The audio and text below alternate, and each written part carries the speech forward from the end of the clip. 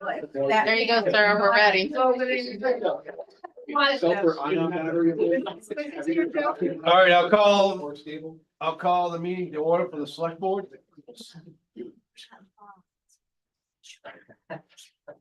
Sorry. Okay. I'll call the budget committee meeting to order. I pledge allegiance to the flag of the United States of America and to the republic for which it stands, one nation, under God, indivisible, liberty, and justice for all. All right, good evening, folks. Here we go again. This is probably will be the last night. Then you go. Are you setting up now? Yeah. You look at your agenda in front of you, and you'll mention Pam's dad joke. Gonna be going through few items here we're gonna look at and revisit. It's funny. It is. Then we'll Are we gonna move the question? So without further ado, any citizen comments? Bill Maxwell. Thanks for showing up, Bill. Well, hello, everybody. Bill Maxwell, representing Waldoboro Historical Society. I will say that sitting home in the recliner watching these meetings has been very entertaining. When I served on the budget committee many a times, most of you in this room, heard me say dimes and pennies and nickels add up. So I'm here to extend an olive branch and give back $500 of our budget that you did approve earlier. So instead of 6, we could get by with 55, if you would like it.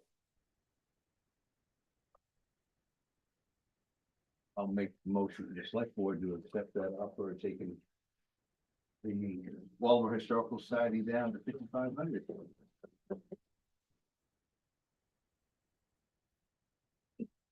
I'll second it.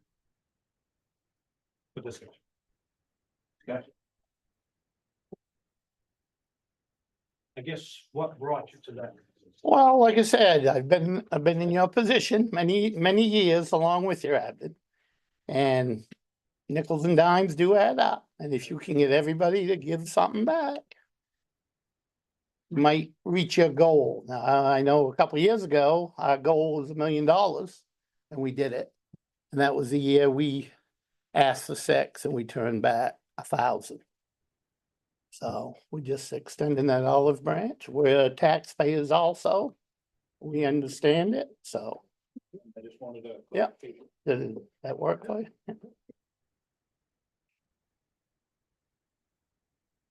Yeah, discussion from the select board. I know that last year you would,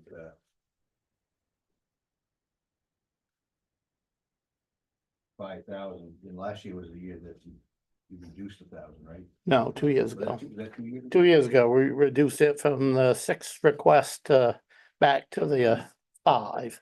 Last year, the 6 was approved.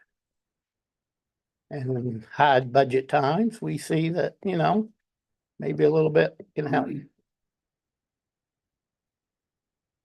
I know me personally, when we first started this, budget was up 27%.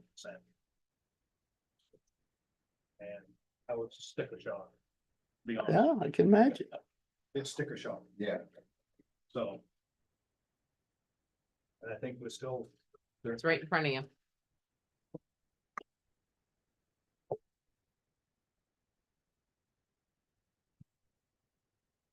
$22.99. Still at 22%, almost 23%. After all the cuts we've made. It's just, that's a lot. That's a lot. I've been trying to figure out what to do and how to do it. I'm coming up short. So, Any more discussion from the select board? All in favor of reducing the historical society by $500?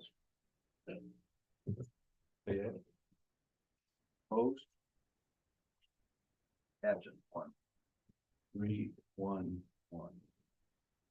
Thank you, Bill. Thank you, Bill. Well, I'm not done, because I'm also a hustler. In my hand, I have membership and capital campaign envelopes. And I'm gonna walk around the room and give each of you one.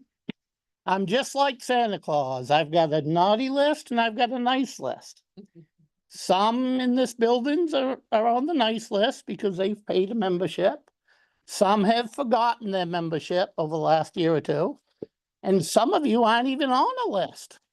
So I'm gonna go around and give you each one of these, and then maybe you'll find it kindness of your heart to make a donation to the museum. So I appreciate everything you guys do, because I've been in your seats before. You're probably gonna get more than $500 back. I'll give you, I'm sure that You're never, smart thinking, That huh? was really smart. I don't know why I'm giving one to you and Seth, but you should have one. You're on I, that. I already got my cash out. So I was Sorry. thinking you were coming. You like another one? I've got to sit right on my computer. So I thank you all. Oh, one is for the capital campaign. okay, you got two as well. So, Bill, the budget committee hasn't voted yet. I'm so big enough. Now we're under duress here. Either way. Okay, we have, I presume you changed the figure to 5,500 for the Waldoboro Historical Society. So do we have a motion from the budget committee to do so? Yeah, motion to reduce by $500. I'll second that. Okay?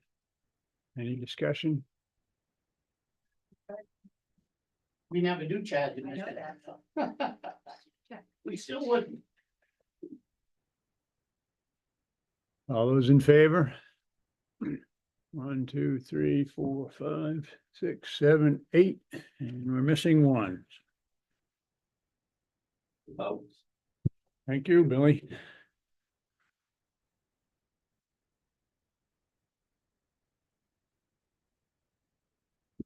Any other citizen comments? Like from the agenda next. For more discussion of EMS.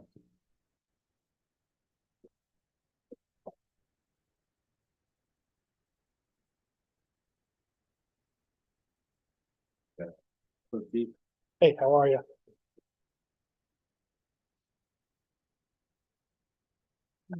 We asked Derek to come. It was one of the departments that everybody wanted back, so.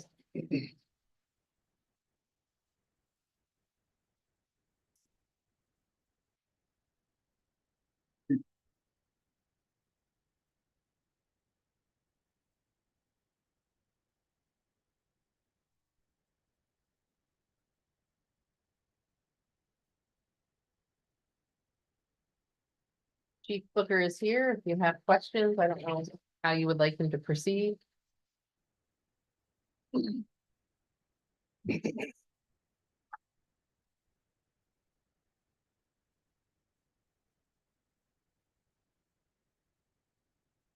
Anybody have anything specific they want to talk about before I? Anything specific? Yeah, I do. Okay. John, don't mind. No, go ahead. I was looking at, the regular pay for. Regular employees. Yep. We went up $2 an hour. Plus overtime. You know what that number is? So that number ties in those holidays.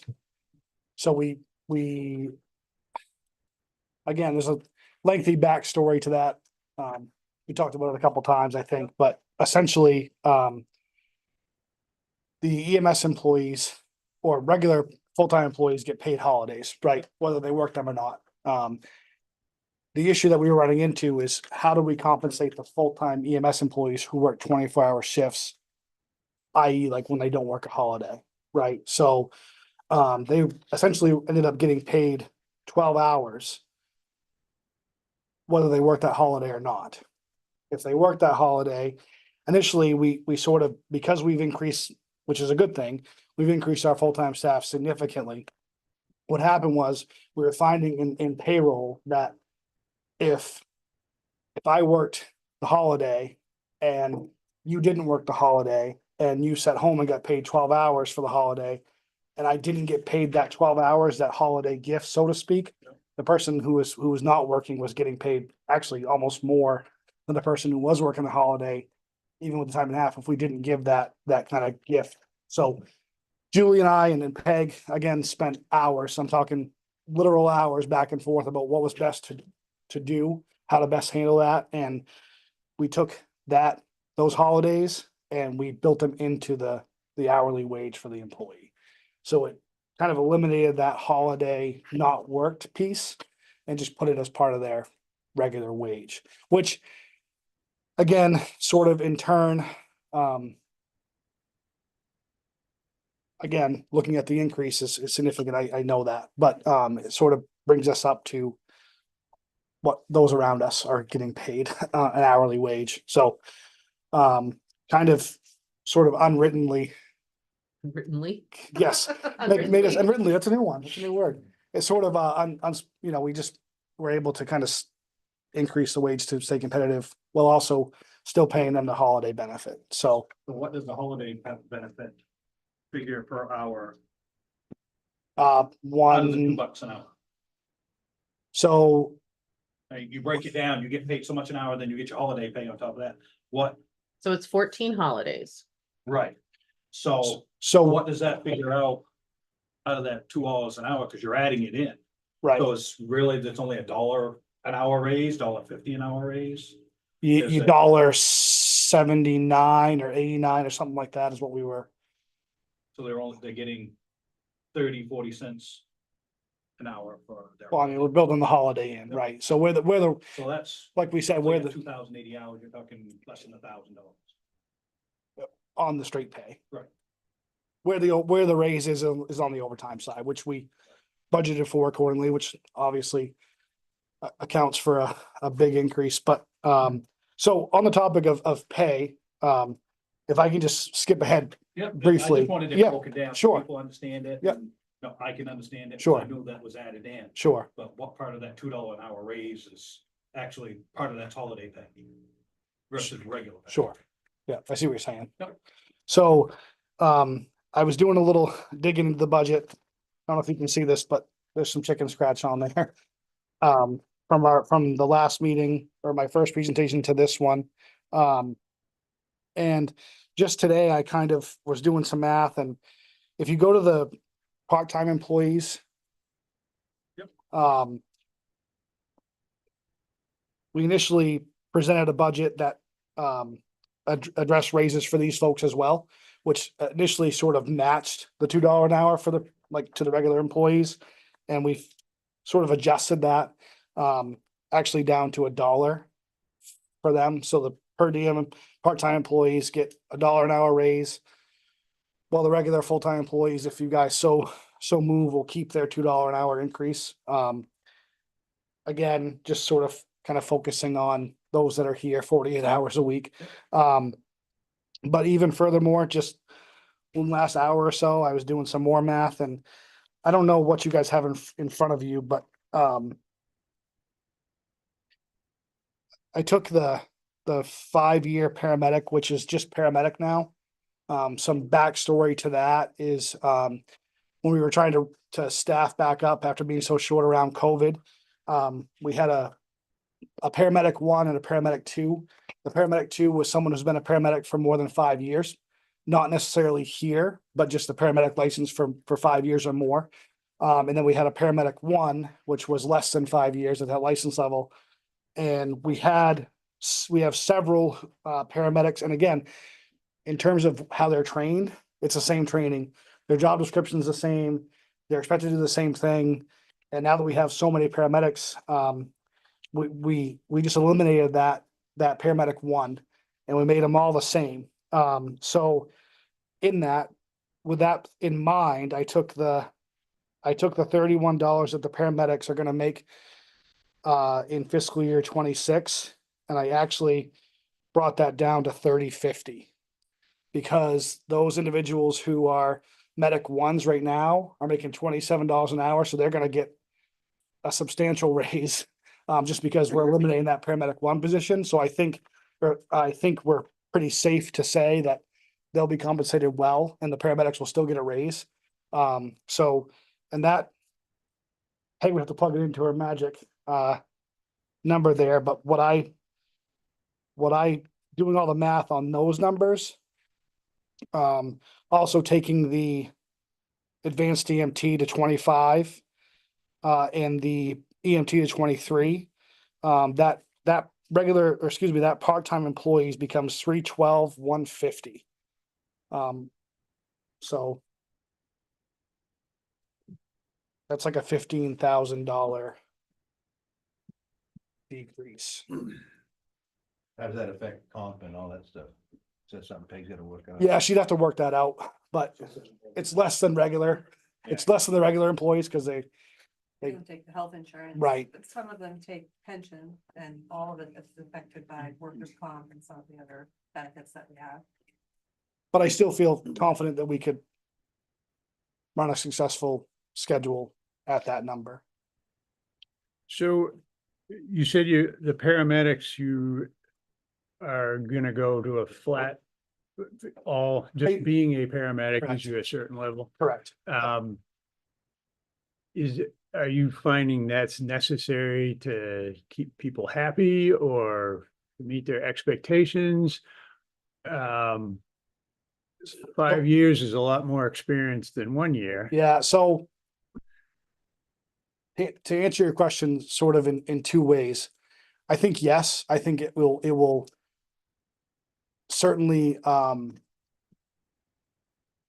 boost the morale of those who are not paramedic twos, if you will. They're paramedic ones.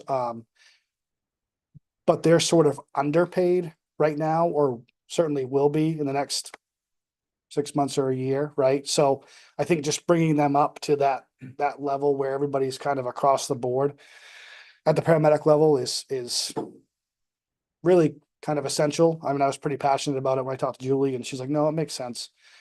They're doing the same job. They're doing the same job. That's kind of And- what we've adopted. That's what we adopted with the police department. That's what we've adopted with public works. It's not it's not longevity based. Right. It's really, if you're doing the job, you're doing the job. If you're a certified medic, you're a medic. Can you give us the old rate and the new rate for BEMT? Yep, so the current rate that we're operating on right now is $22 an hour.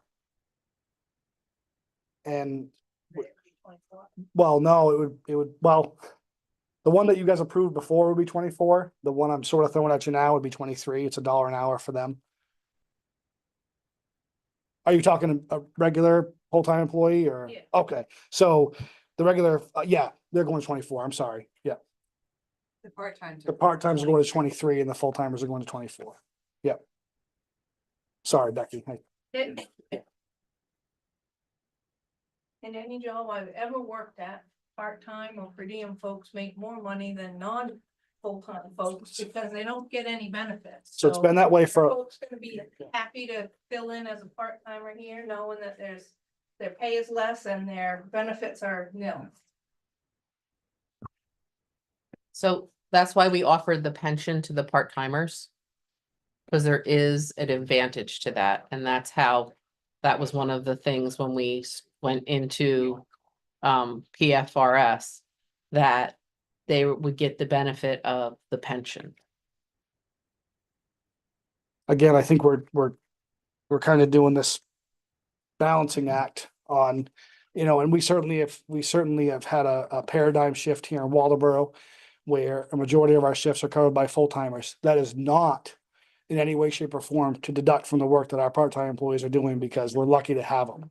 And I certainly, they play a huge role. They play a huge role here and they like being here.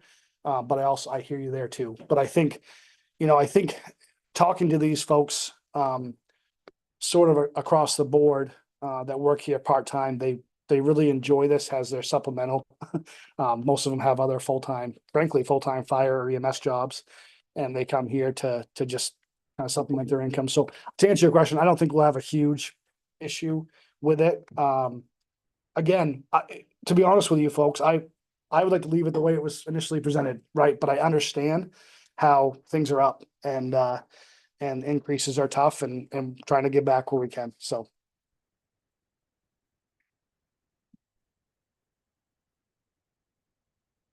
Sorry.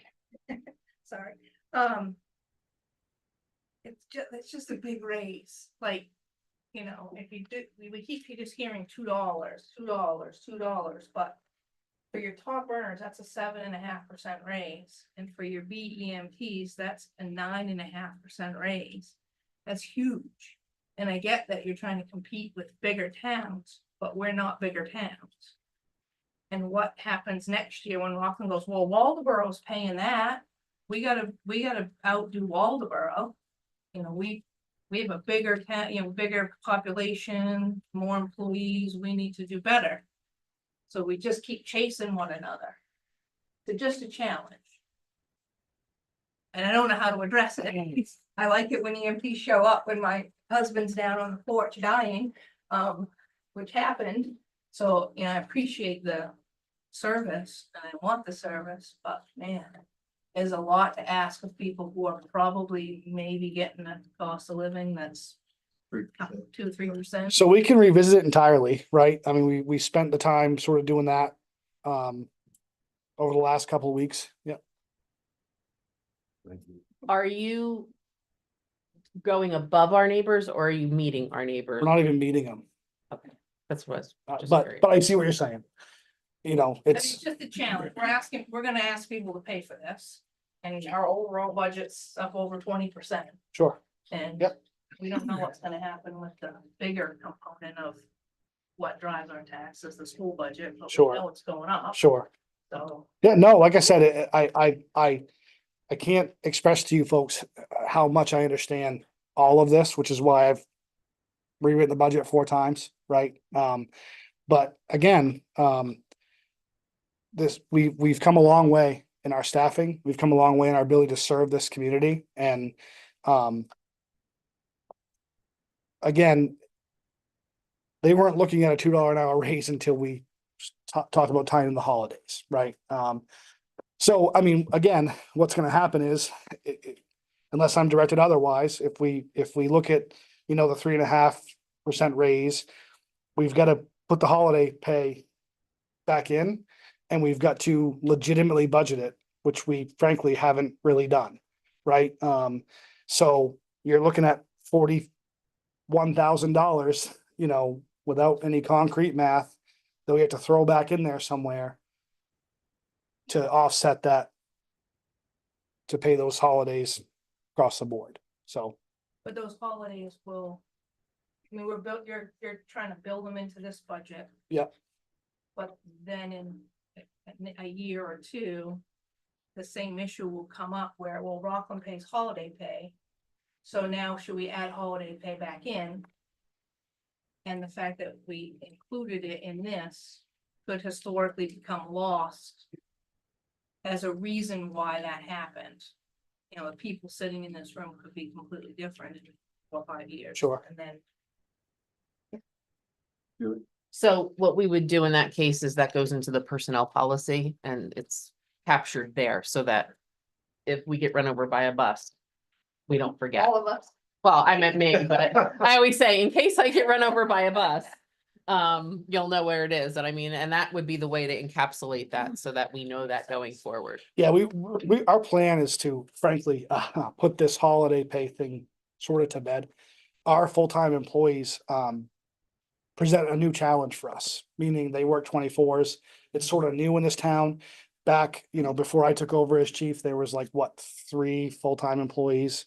And now there's 9 full-time employees, which again, speaks volumes to how we're able to serve the But community. they weren't working 24s. And they weren't working 24-hour shifts. And now everybody's working 24-hour shifts, which again, helps with the coverage, helps with our ability to cover transfers and Jefferson and Friendship and those types of things. So, we have a lot more full timers now, and the 24-hour employees at that number of people sort of pose a challenge that we're trying to kind of kibosh. So No, it gets complicated with the holidays, so. If I'm a full-time employee, EMS guy. And I'm not scheduled to work that holiday. I'm getting paid 8 hours, right? you're getting paid 12 hours Why is that? because they work 24-hour shifts. So we're not even paying them. We went back and forth on that number too. We went back and forth back in the day when we first started having them work 24s. What is a give and take here? Like, do we pay them 24 hours? We're like, no, it's too much. Do we pay them 10 hours? No, it's too little. So we kind of came to that. We'll pay them for one of their 2 shifts that they would work in a day. And that's the straight pay. So Why not pay them 8 hours? It's, I mean, that's traditionally, that's in the private sector, it's an 8 hour day. You're not it's a working. holiday. You're not working, not scheduled to work. If you're not scheduled to work the private sector, you wouldn't get that as a holiday. Yes, you do. You get, if some companies, I'll use my company, for example, we have 8 paid holidays, and if we're not working, we're getting 8 hours pay. Extra. What's You're that? getting 8 hours extra on top of your regular. No, we're not if I'm not working, I'm not scheduled to work. I'm getting 8 hour pay for the 8 hours, even though traditionally I work 9, 10 hours. But I get 8 hours of pay because I'm not working on a holiday. And Does the where PD I've been in a lot of private sector jobs, but that's what's always been is 8 hours is the holiday. So I think that's part of the issue is when you start comparing public service to private. So like, I'll give you an example that police are 10 hours, so they're based on 10 hours.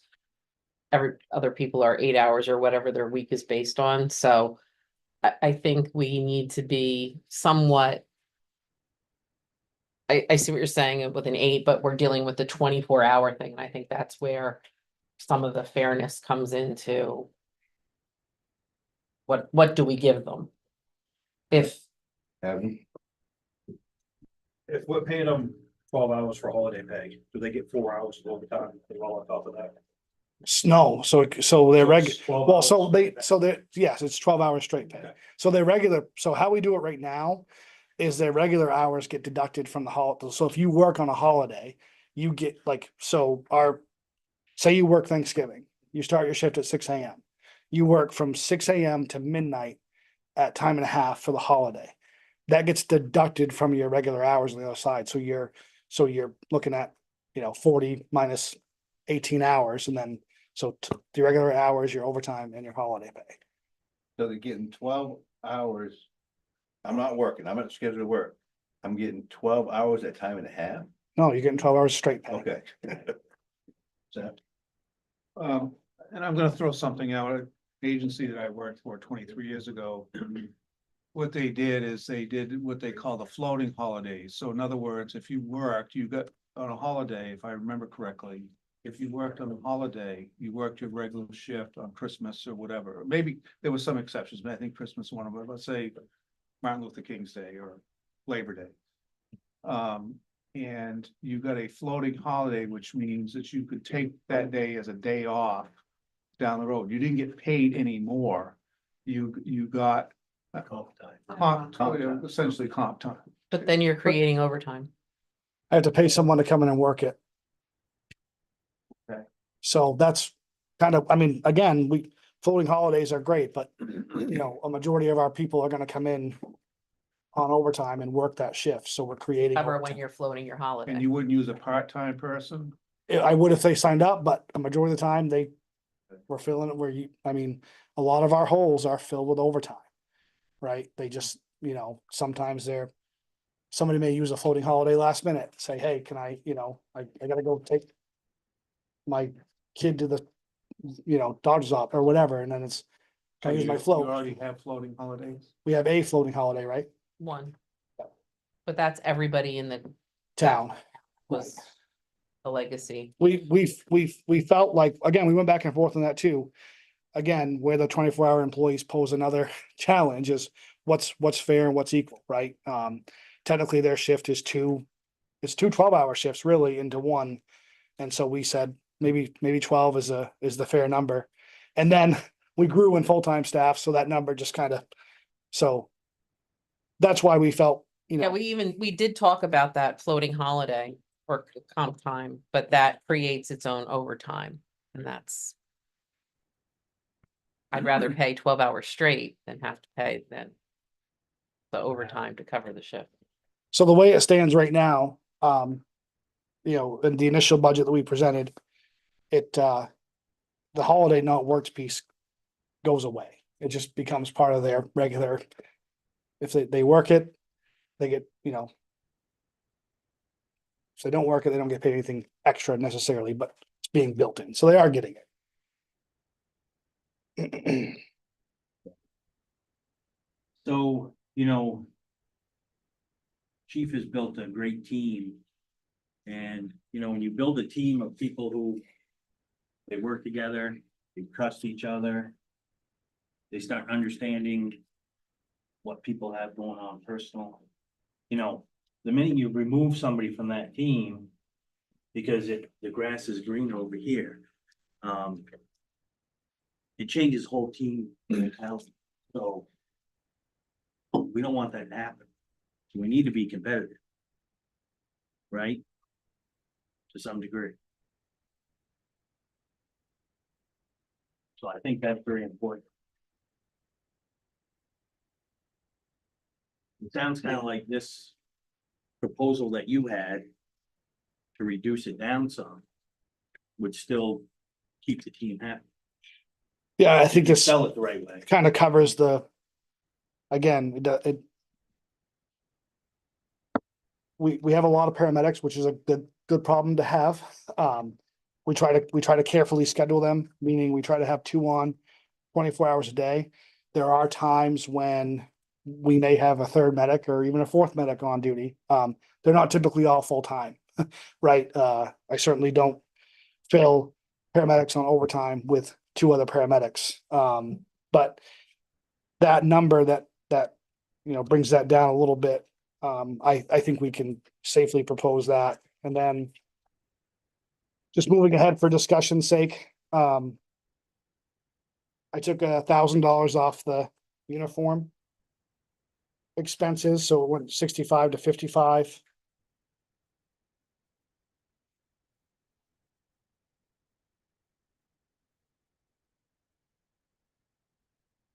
We have a EMS blanket insurance that went down by half.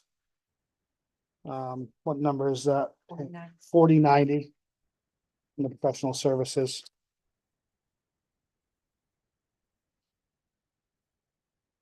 It was 6,300.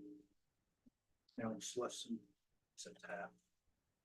So Budgeted for 10 people. There's 2 things in there, so. Yeah, so- You'll see the breakdown of both. It was 10,4. And then it should be 9,7, right? So. Yep, 9,7 sounds right. 9,700. Yeah.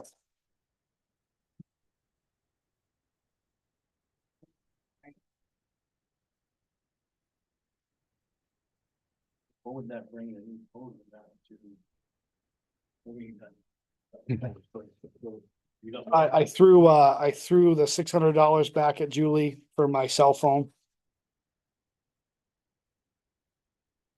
Why is that?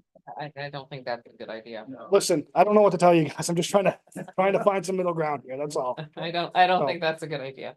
I paid for my cell phone for years, but yes, Yeah, but that- Okay. That's work related. That's work and related. then on the vehicle maintenance side. So it's 60, 70. Total now is 38,100. We took it down $8,000, so 30,100, On which number? 60, 70. Get new vehicles. Yeah. So far, so good. It's doing what we said it would do. We the other Ford's coming. So the only thing I would say about that is that if we've been watching the news, there's gonna be a 25% tariffs on mostly parts. Just throwing it out I there. think I can safely cover it for $30,000. So That include tires and everything. Is that what that line item is for? Oh, yeah, it's oil change. everything. Sections, oil changes. Now, if we drop a transmission, that's gonna be a problem, but Cause I see you budgeted 38.1 last year, you only used 7,000. that's why we're thinking we can come back a little bit. The third new truck will be here in August. I just talked to them today. That's still on schedule, so hopefully that keeps us, again, tariffs, I understand entirely, but that's why I didn't touch supplies at the guidance of Ruben and Bob. Well, you know, don't know. We don't know what's gonna happen. Well, possibly move that. So I don't know what Pay came up with for a number, but The new total, What about gas and? I guess we really went down a little bit. yeah, we went down from the start, I think. Cause I see you've only used 19 so far this year, and still 10,000. I think we went down a little bit from the get-go for when we budgeted Yeah. the first round, I think we went down a little bit.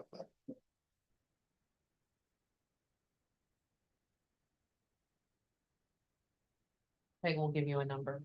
What about overtime? I know you jumped up another almost 16,000. Yeah, so that encompasses that shift differential. That's basically the big number is the built-in overtime. You know, we probably could, you know, again, I want to stay kind of open to that being that number so that we had some room. Was. See, we budgeted 192 last year, you only used 135 so far this year, we got 3 more months, do you think you're gonna burn up another 50? I bet it's gonna be close. You throw in So his 3 more months his and, salary and wages are already at 75%. yeah. So, This last, Right. 2024, we only used 151,000. but this, I think we went over. this year-to-date number is at 75% as of today. Peg and I went over that, and so we're 3/4 of the way through the year on his salary and wages for this year. He's gonna come in Pretty close. Yeah, close. Hit 192, you think? Overtime. pretty close. We've actually had a dramatic cut back in overtime in the last That's Couple- why I was kind of. couple of months, which is good, Full-time. which is good, but again, I think we'll be close. So So if you're close to 192,000. I mean, do we really need to go up to 60,000?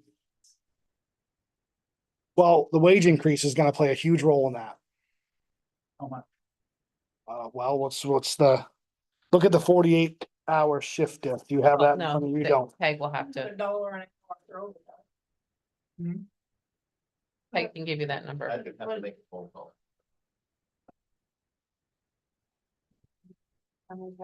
He He wants wants to know what the shift diff for the 48-hour shifts is. what and it under was, overtime. what it was last year. Well, I'll tell you. Hold on. I'm looking at it right now. What? Want it for the budget this year or the budget last year? So Well, this year. For the new budget, Peg. so I see 4,576 hours times $41.66, which would be like an average of the time and a half rate. How many dollars is that? Sorry, 161, 928. 61.9, 928, yep. and you've got 248. Well, Right, but that there's counts the the, regular overtime, is the Okay. rest of that. So you're roughly figuring extra overtime for almost 88,000. As you say, you're figuring 161. so look at the hours. Yep. We're looking at like 2,088 hours of regular overtime. On top of the 45.76 for the shift differential, because we added full-time people. Mhm. I Yeah, wouldn't touch the 48-hour shift diff. we won't, no, That number has to. we wouldn't stay. touch that. We're talking, Put yeah, that in, I think I get that. right, regular overtime, Because that's 161,000. Right. But you got You know. 248, almost 249. regular overtime. it's my goal to, minimize that for sure. I'd have to look at some numbers, but we could probably, Take all those numbers. Yeah. Peg in the numbers column. And see what. Cause we know how many, we need about 36,000 right. hours. We look at it in terms of like hours we have to cover, right? If someone takes vacation, yeah, we have vacation coverage, but it could be overtime, those types of things, so. Again, not trying to pad any budgets, but make No, sure, I make get sure we that, cover the but- shift, yeah, I so. get that, but I mean. Another 60,000, $57,000 increase, Anyway, that, and you already got it covered in the I'll baseline. come over. How many, yeah, we just gotta look at the hours that we can cover. You've got 21,300 regular hours. 10,045 part-time hours. Is that what you're talking about? So we need to cover for 24-hour day coverage, 35,040. That's like our magic number that we have to cover in hours. So Julie and I played with that number a lot, just trying to make sure that we had a little more than that, in the event, somebody, so I can't remember, we came up with like 36 and some change, so we want to add those numbers up. Sorry.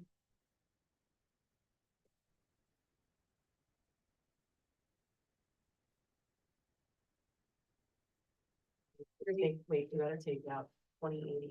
Yeah. See this work and show.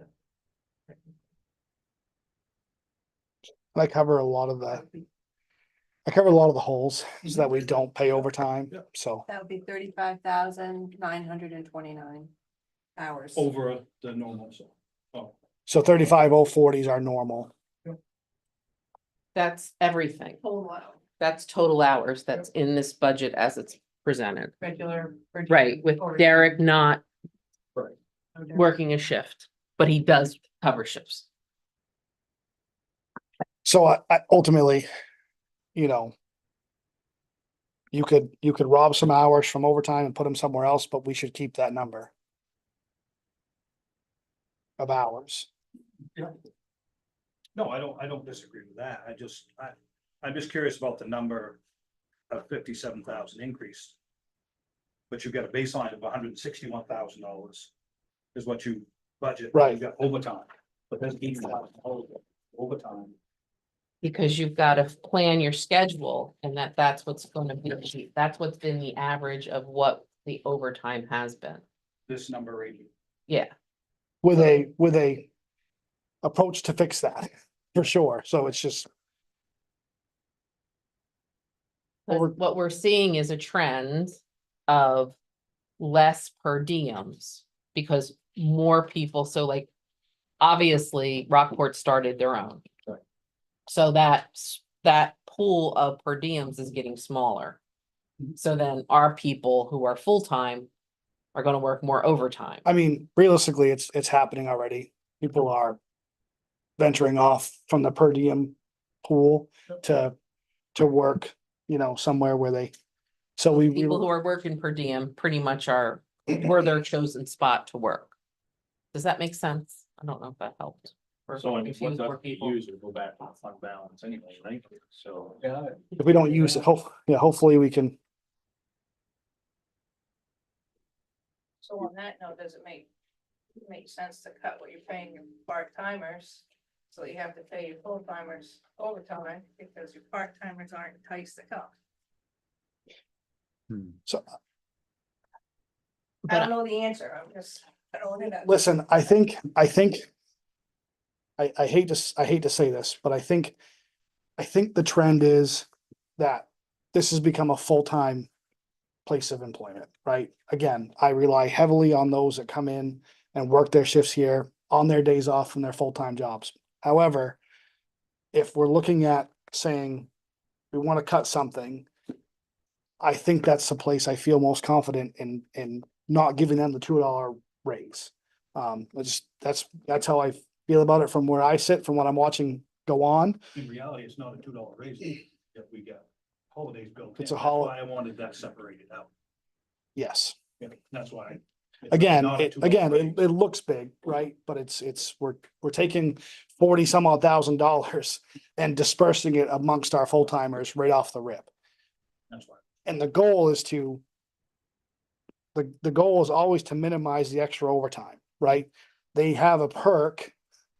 Anybody that works for me full time would tell you it's a benefit to have the built-in overtime, keeps them here, keeps them working. But our goal from the admin side is to make sure that they're only getting that 8 hours of overtime and not 20 every week, right? So, that remains the goal. So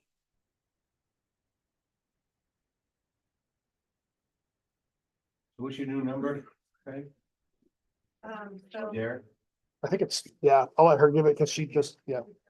I finished, yep. I have 2,069,932. 2069938.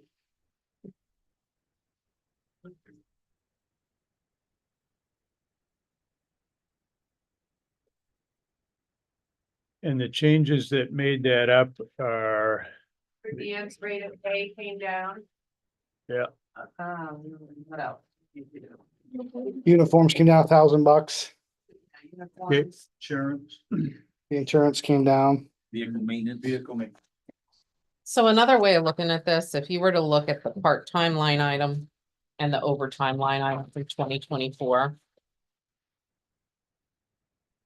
That total was 618,245. If you look at it in 2026, if those two line items added up were 576,114. So it's actually less when you add those two line items. It's just a matter of what bucket it's coming out of, whether it's a part-time or you're paying overtime. I mean, That's, we did the budget with like $1.50 raise, those types of things. When you tie that holiday pay back in, it goes up across the board. So, again, I assure you, it's not lost on me that what we're asking for, so.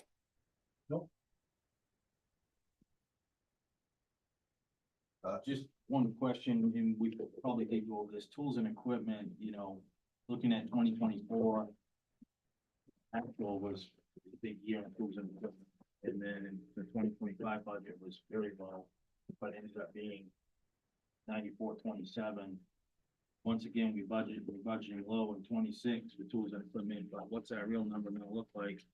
Since year over year, it's been higher and higher. So I'll remind you on the tools and equipment conversation, some of Scott the, wasn't here for that. oh, he wasn't here for that. Okay. So, some of the stuff we purchased with a grant went into that line, Okay. for this year. So that sort of makes it look Okay. bigger, That makes sense now. in terms of expense. Yeah. So, I was just thinking. sure. No, we're typically not, some stuff landed, some pediatric stuff landed in there from the grant. Thank you. Sure.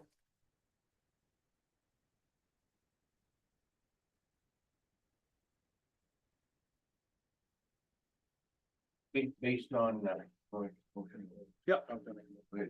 I'll make a motion to approve $2,069,932. 932, 938.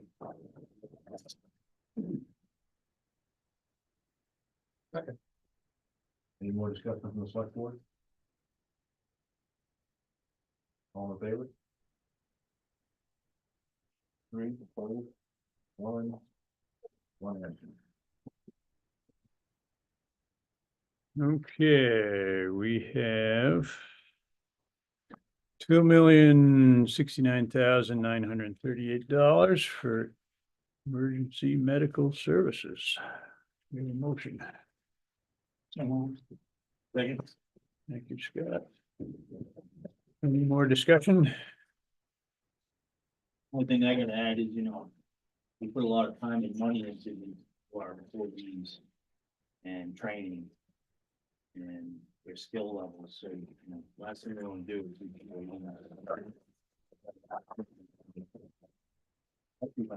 A lot of these employees live in some of these other towns, they travel here to work, so Very important.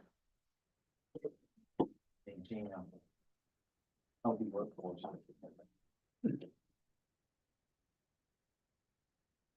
Yeah, I would second that. It's important to keep people happy, and Waldoboro seems to have been very good at keeping people happy to work here, even at lower wages in the past. And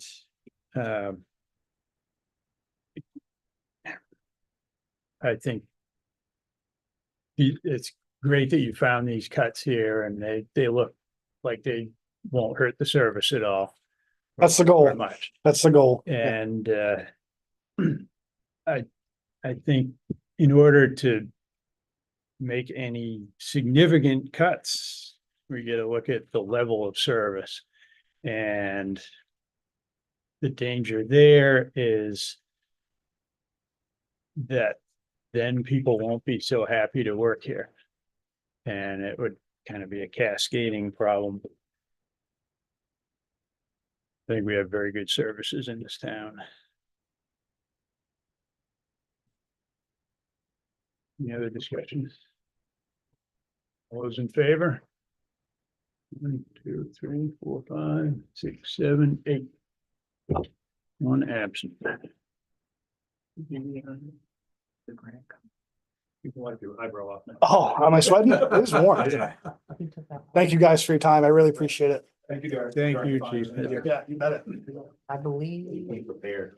Derek, did we get the check for the, We signed the contract. They said it would be 2 weeks.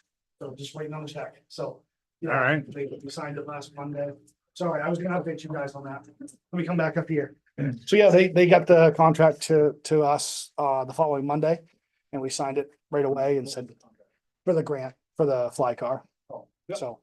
And I think the plan as it stands right now, as long as it passes the Johnny Daigle thumbs up. On this week sometime, it will go to the old one will go to code enforcement for a couple of years. So. Yeah, so that should be, and I talked to professional vehicle today in Rumford about trading our existing rig when the new one comes in, and they said they would look into that. So I'll let you know if they're willing to do that. The truck is getting old and has a lot of miles on it, so they may not, but they may give us something for it. So. What is the old truck typically, please? So the truck it's actually still in service. It's unit 93. It's a 2015 Chevy.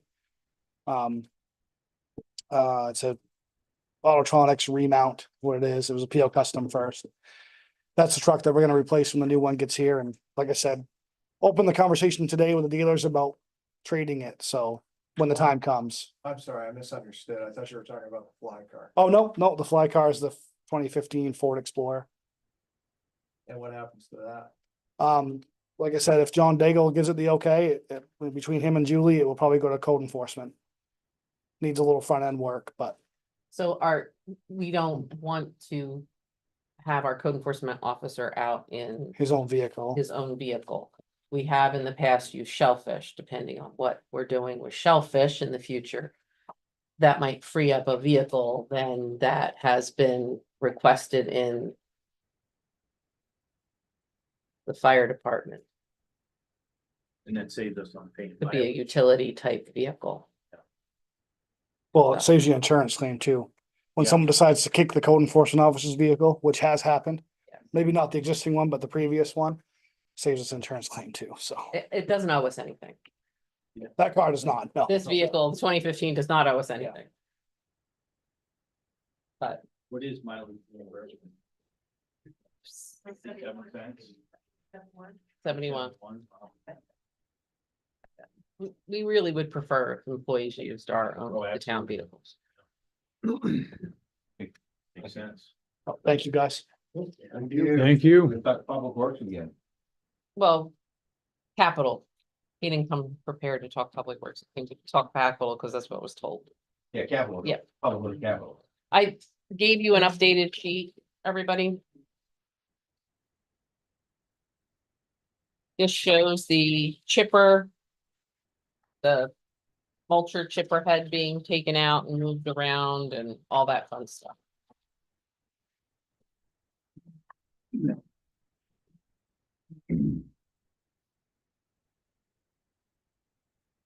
So at your request, I have Will here to talk about capital with you. Got some ideas for you. I can't help but watch. First. I will go first. Got three things for you. I can't help but watch all the meetings still, even though I'm not sitting on either board anymore. I still look at the big picture. And I got family on fixed income in this town. We can't see a big increase. I know that. So me, John and Julie have been really trying to make things work while still retaining level of service and everything else we want to accomplish. So I'll start with the first, which is the mulcher head. Now, we have 10,000 saved for it. I got a quote for 26,898. So pretty good. Yep. Carbide teeth and everything. So With all hookups and that's with everything, everything. all included. So we have 10,000 saved. We've got 10,000 in our highway construction fund right now. And the 6,898 that's left over after that, we can use with your blessing from the equipment reserve. And we could make that purchase. And then we could take the line item out for $10,000 going forward. We'll own it. We'll have this, yeah. It's a smart move. It's gonna save money in the long run. Six, Yes. yes, the equipment reserve would be 6,898 out of that. 10,000 out of our highway construction fund that we have now, this year's. And 10,000 we already have. I'm sorry, yeah. The 10 plus 16,000, yes, out of the equipment reserve. So that would free up $10,000. Okay, that's the first thing. If the select board will approve that. Personally, that's what I prefer. If you guys vote on that, $10,000 a year renting one. Still have to buy it. I agree with you. So if the select board wants to approve that tonight or whenever, we can make that work. The quote's good. You're April So you're 24th. taking $10,000 out of the highway construction fund. Well, you're current, taking your current request, so that 270 goes down to 260. no, out of what we're operating on this year's budget that we're in already. Okay. 10,000 we have in there because we were going to use that anyway to rent one. Gotcha. So we're just gonna I got you. just use it. Okay, Yeah. I got you. Okay. So you want to move on that tonight? That would be, there's 10,000 in savings for next year. So just for accounting purposes here You don't look The- at that sheet. we don't look at this sheet? No, look at the old sheet then. We get the old sheet here. Look at that sheet. I already Yep. took that 10 out. Okay. Yeah. So we got, Out of the new sheet that you got, I already took that 10 out. Out of the highway. Mm, Out okay, of the mulcher head. and we have 10,000, No, and we have 10,000 existing in the mulcher head. Yes, we put away last year. Sure. Yep. they're doing. And then you had 6,000 more, 16, it'll be 16,898 out of well, that's in our Equipment equipment. reserve. Yeah, that's the 10,000 we saved plus an additional 6,898 out of that. so where is the equipment reserve? Right up here. Okay, and that's not taken out yet. No, because that wasn't how I was going to do it when this thing was made. This is days old. Yeah. This is hours old. I thought we were gonna take it out of the bulldozer account. So Okay, it will come out of reserves. Why don't we say that? Reserves. It will come Yep. out of Out of reserves. reserves. that's fine. I think it's a great. However it comes out, right? Yeah. So that's 10,000 in savings. Are we ready to move on to the next one or any more questions on that? Paving. We're on a plan, but I think this year we were gonna do a small stretch of Old Route 1. Basically from Main Street up to the tracks. That's pretty rough. I would recommend cutting that this year. We'll still do drainage work on there to improve that road a little bit. But that would bring our surface paving down to 400,000 even. 69,000, 920. Bring it down to what? 400,000 even. I drive over that all the time and that is, Now, all the roads that we plan to pave, there's a reason we're planning to pave them, Yeah. right? But we gotta do something.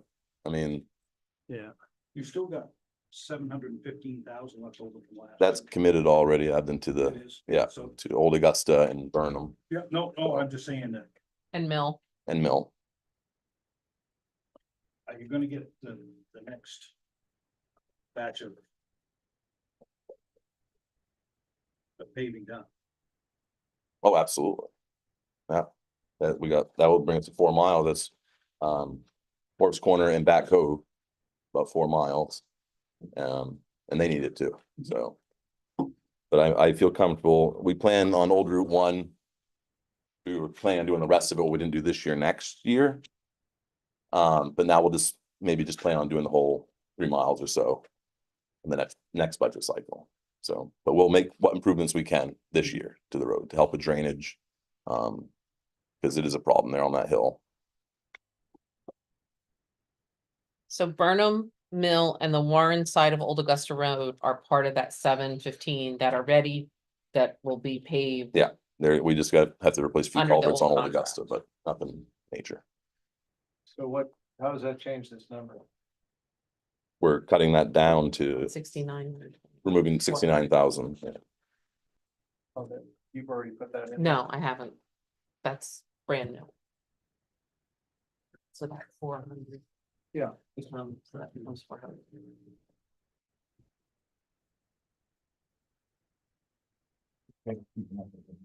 I hope you are. 920, That's right. 69. Yeah, but 79 total, yeah. 79,920 so far. I got more. Still going. I got more for you. Well, I this one's a hate- little more convoluted, but I think we can make it work. I think we can, and so our highway construction fund increased because of the village partnership grant. So that looked like it jumped quite a bit. It's just the town's committed to that. The select board voted to do that project and it's needed. Just this hard year, came to be a hard year, right? So we have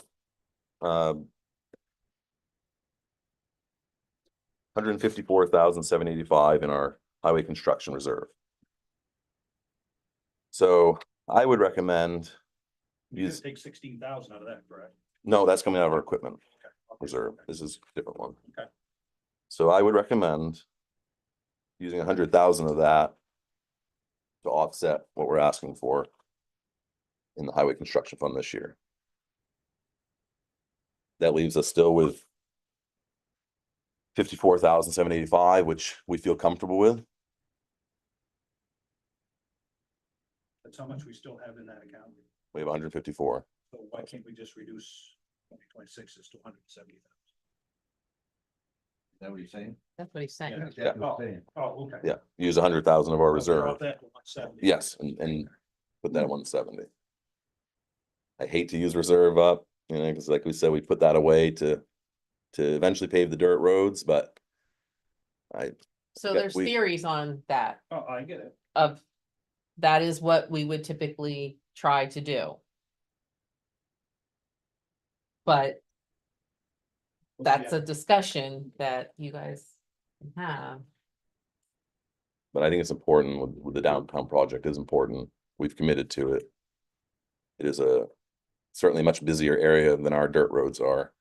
So I think that would be a good use of those funds right now. You fix up the roads like you did Flanders Corner Road, you wouldn't have to worry about it. That was expensive, Abden. That was expensive. 270,000. No, but it was enough. You know, this year, there is no, If you no spend comparison to what it was $50,000 on last that year. road, So much that was better. a huge improvement. You're right around there. I mean, that was a huge improvement compared to what it's been the last 20 some odd years. It's a lot better, There's yeah. no mud at all. It's just unbelievable. Sundays. The more sun gets in, but it's a completely different. I mean, I've owned land up there actually longer than that. I've been almost 35 years now. Nice, widened it out a little bit. You know, Yeah. it's 10 times better than what it's ever been. Yeah. I mean, you know, and spending $50,000-$60,000 is nothing compared to $1 million to pave it. Sure. Agree. Just so I'm clear. Mhm. So you're thinking take 100 off of this year, 154,785 and move it to No. next year. Sorry. 270, take 100 off the. Yeah, Alpha 270, sorry. You're looking at the balance, you need to be looking at the appropriation. I'm jumping all around and You're gonna take 100 off that. Yeah. Yeah. Yeah. But that's coming from. our highway construction reserve. The balance of 154. Where is it? Right next to it, don't mind. So you're gonna left over 54,785. That's right. And where's the community block money? So that That's our 100,000, contribution. That's- We have to contribute 210. 210. So we're just using, instead of raising taxes to get the 210, right? We're just using some of our reserve to help. Get the 110. In 26. So those are the three things I had. So, the highway construction reserve, is that basically earmarked for paving dirt roads? No, it's not. Or is that No, like Culvert. if it's culverts, we have a it's storm? and it storm, washes out yeah, a it's storm hill? repairs, any of that thing. The idea from capital plan years ago, which you probably remember, I've read over the books today, was to build that up for paving of dirt roads, if you were able to, Hmm. but I'm more concerned about having something available to fix a major storm. well, we feel comfortable with Issue. 54,000. You think so? Yeah. Yep. Okay. Plus. You still got 60,000 this year that you're putting into the fund. Yes, Okay. but John, talking with him, he was comfortable with it. You need 110 in the other, so that leaves you 60,000 to go back into the highway construction fund.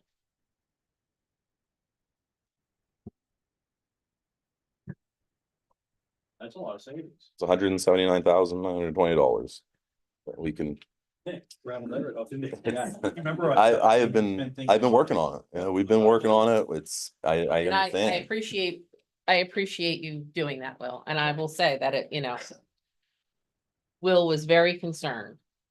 And took it very seriously, and he called me last Thursday night, as I was walking out of the town office saying, I will work on this. It was a long meeting. Hopefully get out a little earlier tonight, but So, do you mind if I just? Sure. read how I digested this Mhm. here? So the first one you talked about was the equipment reserve, 9224. And you said to take 16,898 off of that. yes, So that comes to 265,387. Did you have that? yes, Okay. Then.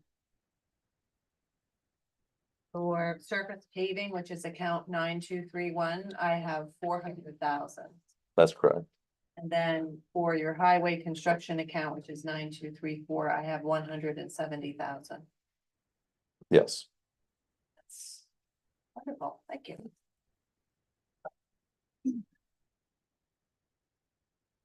But if anybody has any more ideas where we can save, I'm open for discussion.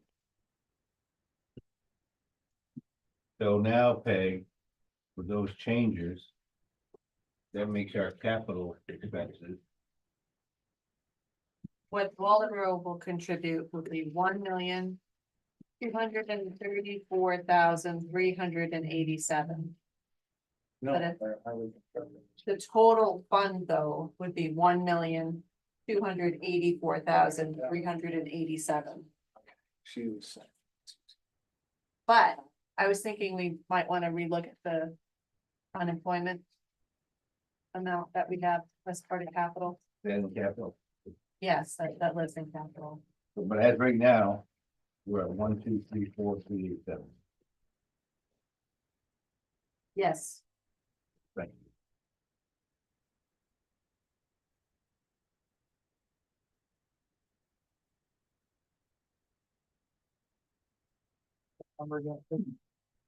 One, two, three, four, 387.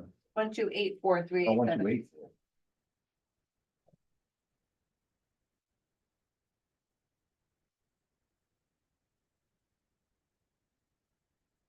well, are we good with Will? Public work? Figure on this capital side. If you're done with them. Anything else? If you guys have. Voting on the new number for capital. Not on Will specifically, right? Need to vote on the new public works. Huh? We need to vote on the new public works. No, capitals, it's on. Oh. Capital is capitals, all big, one big capital plan. Two numbers. And And then, I can, I'll just touch on the operating. I know we're not going back into it, but that's really, there's no wiggle room there. We tried everything. I mean, it was, you had the union contract, which the select board already got that out of the way. That was in there, 3.9% or something of payroll with benefits. And then the rest of our operating budget was only up 1.1% or so. So, I mean, if anything, it's kind of a little lean, but I think we're gonna make it work. We always find a way, so. Nope, so we did look at operating, even though you we only looked at said everything, capital. tried. Thanks, Will. Yep. Actually, So what's? excuse me, I have one more question, just looking forward. Basically, we're taking our savings and spending them on reducing taxes this year. And that's reducing our savings, not saving enough has been a problem in the past. And I'm just concerned that we're gonna stay behind on paving our roads. And looking at a 10-year cycle on paving is ideal, right? It's ideal. So what would We're, rethinking that to, say, an 11-year cycle on paving? Is taking one more year. I mean, I'm sure some roads would be okay for an additional year, and some get used really hard and probably shouldn't be let go for another year. But that's a benchmark that we've used, and I'm concerned that we're not keeping up with that. it's hard to stick to a paving plan. It's very expensive. You get years like this when you gotta do something, and you can't always stick to a plan. We can do things to help. Like I said, we can work on drainage and get a road another year or two, make it, patching and everything else. There's ways you can deviate a little bit and still kind of stay on track. And that's what I think we can do there. Like I talked about with Old Route 1, like, Yeah. okay, we're not gonna get that rough patch this year, but next year we should be able to. And we'll make the improvements we can in the meantime. And Will and I talked about if we're paving every year and it's a $500,000 pave, and we know that, like last year when we added mileage, we got a better rate, should we start looking at it in every other year? Sure. So, I mean, he's And thinking about it, or, it's something to look into, but even then it's like, there's a lot to look into with that, because that's not guaranteed either. Right. Like, it's not always a bulk discount. It might not be. I mean, it helped us last year that they were in the area too. They were doing 32.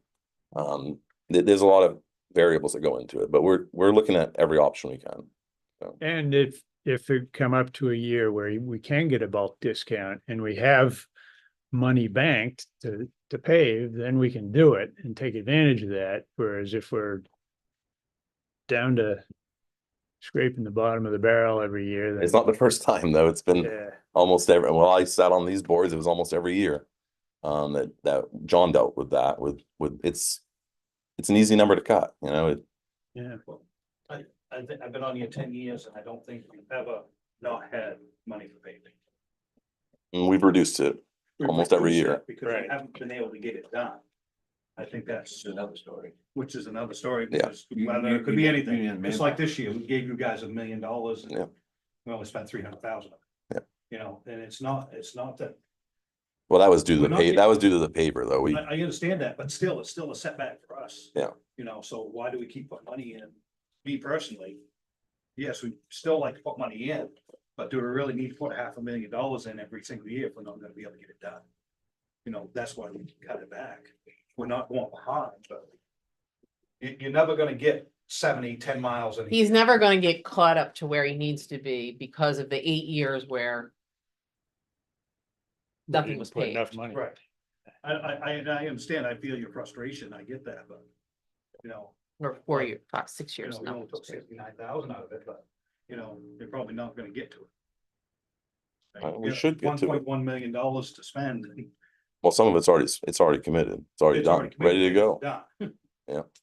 I don't see any reason why not. Abden, Okay. we've been working since I've been there, short staff. I mean, me and John were driving dump trucks So, for I'm not 2 saying it's years, on you your know? part, I'm not saying that. No, I know, but there was reasons behind all that. It wasn't like it just couldn't get done. There was a lot of things that went into that, and the select board and Julie handled that. We dealt with the same thing that EMS police do with wages and everything else, trying to find people, recruit people. And we're in a good spot now. Yeah. I feel confident. I don't disagree with that, I'm just saying, you're relying on paving companies that may not get the job done. So, you know. Yeah. I'm not saying it's on you guys. No, I know. Not at all. It's the outside sourcing that we have to rely on, which doesn't always happen. And you're not going to know that. Yeah. And during this budget season, you're not going to know if they're not going to come or not. You know, like we didn't think there would be, who knew there was going to be a problem with the mix that would Yeah, last for 2 weeks? Yeah. Unforeseen. So cutting some of it out, I don't feel so bad. No, I think Not he saying came, I cut think it he, all out, but some of it. I think he We came did. up with a good plan. Well, thank you very much, Will. That's much appreciated.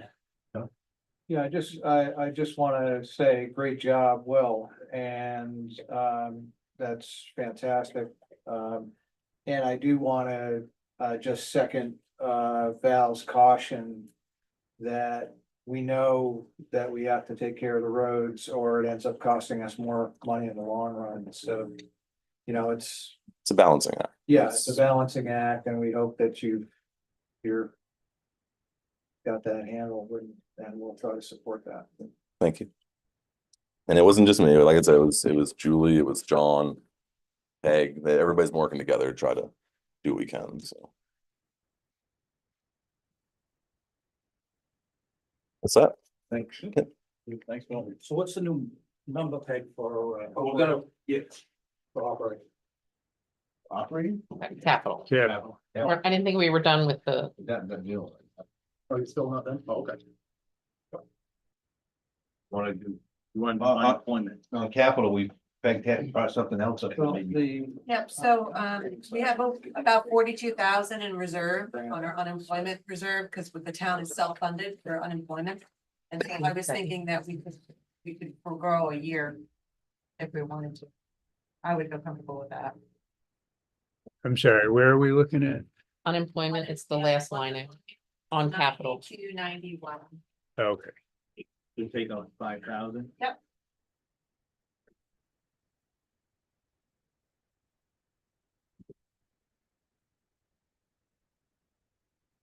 Very back page. Anyone have any questions on what Peg's talking about on there?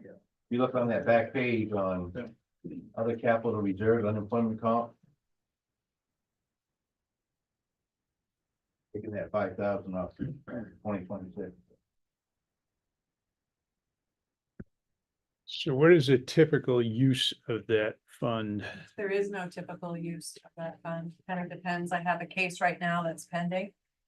I've had a few other cases that I thought could cost the town money, but we ended up not having to pay, like we ended up winning the case, so there wasn't cost involved.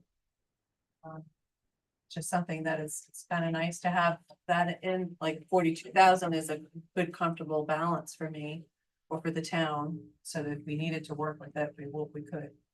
Would that cover like one incident or two or half or? I don't know, I guess the whole situation. Okay, I have no idea what kind of order of magnitude a case like that would be. It is more than we've had in the past. I think when I started, there was like 12, maybe 17,000. I'd have to go back and look. If you wanted me to, I could. Well, that's it, 12 cases, that's like. No, 12,000, 17,000, I think it was about years ago. So made me think that we really didn't need to make a contribution this year. Okay. or save, I should say. We've been doing a good job saving. If you're paying out an unemployment. Case you're paying the same weekly amount that the state would cap it at, even though it's self-funded or no? They'll send you all kinds of calculations depending on the situation and give you an idea of what you could be responsible for. So it kind of depends. Like the case I'm dealing with now is kind of complicated. We're on the hook for employee that left on their own accord and they went someplace else and were terminated. So it's been very difficult to deal with the state. Because I'm it's just based on thinking- their wages, not Right, just but I'm what the just wages thinking were the here. max unemployment you can collect weekly in Maine is like $600. So if that's your max. And you don't have a ton of cases, you're not gonna spend that much money. The case I have now is $2,500. $2,500, Total. one case. You're not gonna expect 42,000. That's why I Unless you're say. planning on firing everybody tomorrow morning. Depends. They could fire me tomorrow morning, I don't know. Be against that. So the state still allow, rise you pay unemployment if somebody resigns. So it's a really unique case in that they didn't meet, I don't think, their time at the other place. It comes back, there's a hierarchy. It's not fun unemployment law, but we do our best. I mean, Peg fights just about everyone we've ever had since I've been here. She does. So with that said, is there any other capital questions, concerns? We can put this final number to bed. Right. Is it now? After the fact,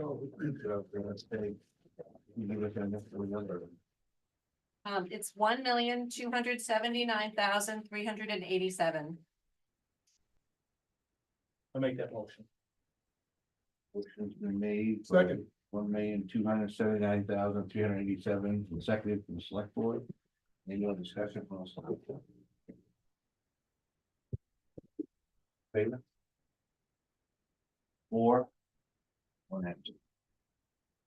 Okay, we've got $1,279,387, if I was listening correctly. Do we have a motion? So moved. Thank you. Second. Thank you, Dan.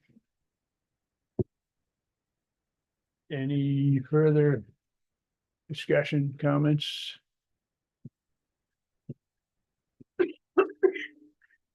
Thank you for the update on this, Julie. I'll update it again and send it to you. Yeah, well, I do like that, well, I don't like, but I'm happy to see that Will's updated paving reserve I do listen to what you guys contribution say. has been updated down the road, so to speak, so we have a more accurate picture of what we may be in for the next and ish years. So thank you.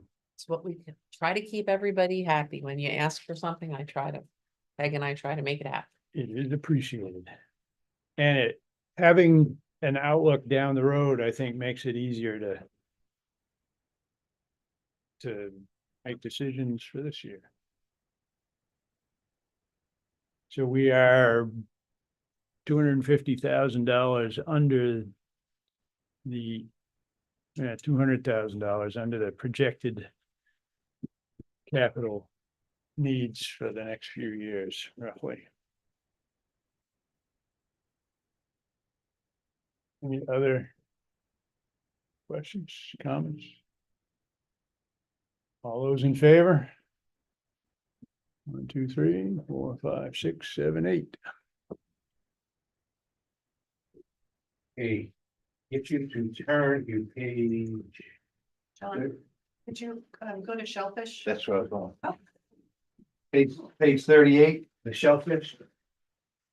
Back on your operating expenses. You all can recall when we talked last time with shellfish. Page 28. Oh, 28, I'm sorry.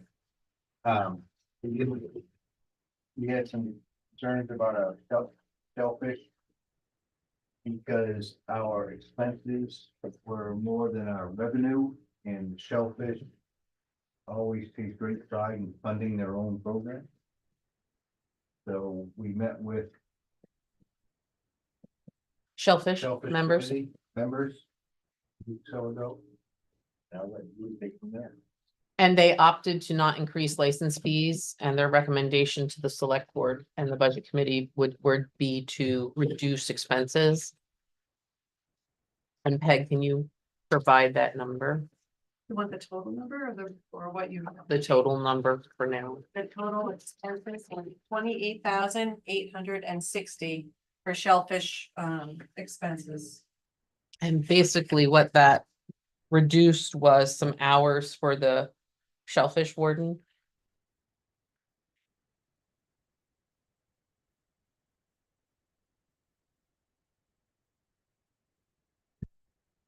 Can I ask a question? Yes. What was the justification for not raising the fees? That committee pretty much in concert with the select board and the other diggers. And the applicant can correct me if I'm wrong, in the conversation with the DMR. Right? Yep. It's why they decided to keep the numbers down, the license numbers down. And just reduce the hours. And just reduce the hours and not include, they said that the increase in fees would be a little bit tough since the Contentious. clamming landings are down in the river anyway. Oh. And Usually we only have problems in the river when there's a lot of claims in the river. And everybody in the brother comes out and wants a license, I want a license. You didn't put in for the program for the last 7-8 years when it was bad. But yet you want one that's good, so. So are we selling all the licenses that we offer now? no. But if we're on a cycle like that's been explained, you should probably say this, then, They're doing good. then- No, I get it. then they'll probably go through a few years where it's not so good and then it'll come back up and then everybody will want a license. It's like a 7-year cycle. We'll have 2 or 3 good years and you'll have 3 or 4 bad years. If we had a cold winter like this year, from what I understand, there's quite a bit of seed down the river, but it'd be 2 years away before it'd be even market size. Thank you. I was just wondering what the justification of that was. Yeah, we typically don't have too many poachers when the river's not that great. It's when the river's good, it's when we have all the guys. Totally makes sense. And the price is high. I mean, we had $200 a bushel a month ago. This time of year, that is insane. It's obvious. Those are summertime prices. I only saw them twice. So And what do you project? Do you think that's gonna hold or? I think it's gonna be high this summer. But if the clams aren't grown yet, if they're not market size, then it's not gonna do them any good to go dig them. While we're talking about that, do we still have the upriver floats? They're in the town garage. Mhm. Is it 3 of those now? Two sites, one's just below, right by the Red Can on the east side, and the other one goes down by out for the houses.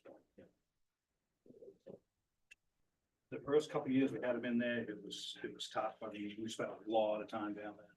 And trying to find volunteers, it just got really tough. Because people talk a good game, but they never show up to it. So it really, there were 4 or 5 of us that did all the work. It's a lot of work. It is a lot of work. So are there any future plans on? I don't know. Additional upriver floats? What I don't believe there'll be any additional. We've got 2 sites that are agricultural sites and I don't believe there'll be any. What's those guys, where they have about 2,000 pounds of clams Mm-hmm. hanging underneath? See? Yeah. Yeah. And that's done by volunteers? The Shellfish Committee for conservation time and stuff, but most of the time it winds up being select board member, Shellfish Committee members, which already get their time from being on the Shellfish Committee, so. It really. We get 1 or 2 guys that will help once or twice, and that's about it. So they realize it's a lot of work. Yeah, and then they disappear. Well, I'll move the new number for the shellfish at 28,860. I'll second it. More discussion from the select board? All in favor? 3. Opposed? 1.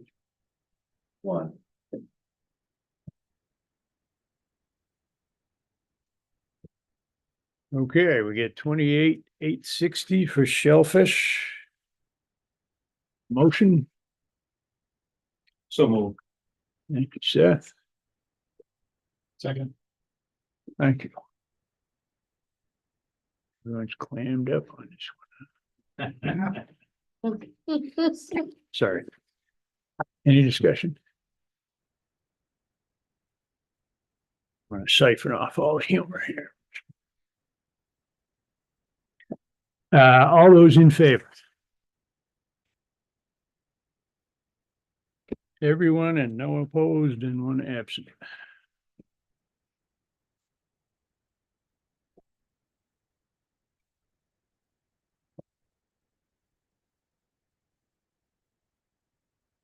I've got one area that I would like to discuss, if I could. Under the fire services. Page 20. Yeah. Past 7 years, we funded the assistant chief position. And one of those 7 years, we've had someone in that position.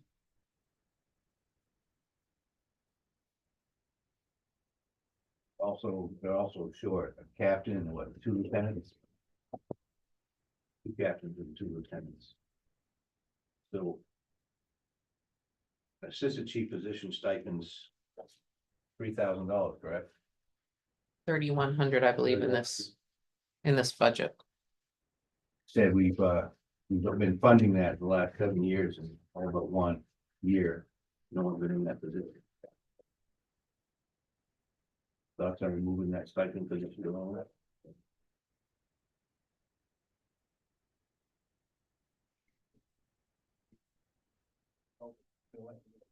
I would say not this year. Is that because there's no one interested or meets the qualifications? Or- Well, both. What I understand.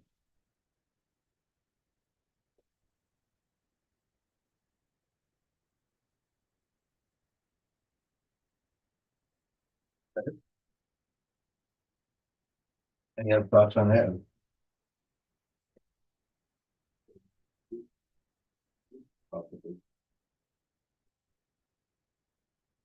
3188 specifically. Thank you, Peg. Just for this year only. So just if you number, yeah, absolutely. We should specify that. Or should we, Maybe we get that secretary.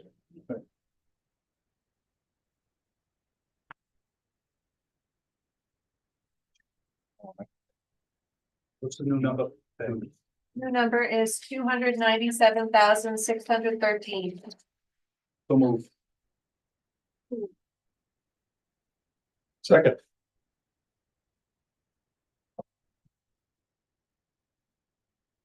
Anyone discuss with the select board?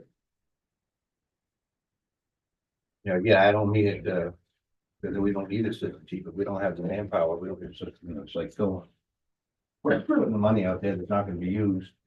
He does have the other 2 billets available, captain and lieutenant still yet to fill. All in favor? 4, 0, 1. Okay, Peg, what was that number again? 297, 613. 613. 613. Okay, we have 297, 613 for fire services. Do we have a motion on the budget committee? My motion. John, Second. Scott, any discussion? All those in favor? 8, 0, 1 absent. What? Oh, Sorry, So it'd be 7, right? 7, yes. Geez, I didn't count this time. You assumed. Thanks for straightening me out. Okay, 7, 0, 1 absent, 1 abstain. All right, with that, I'll entertain a motion to take a break and then come back and we can wrap up.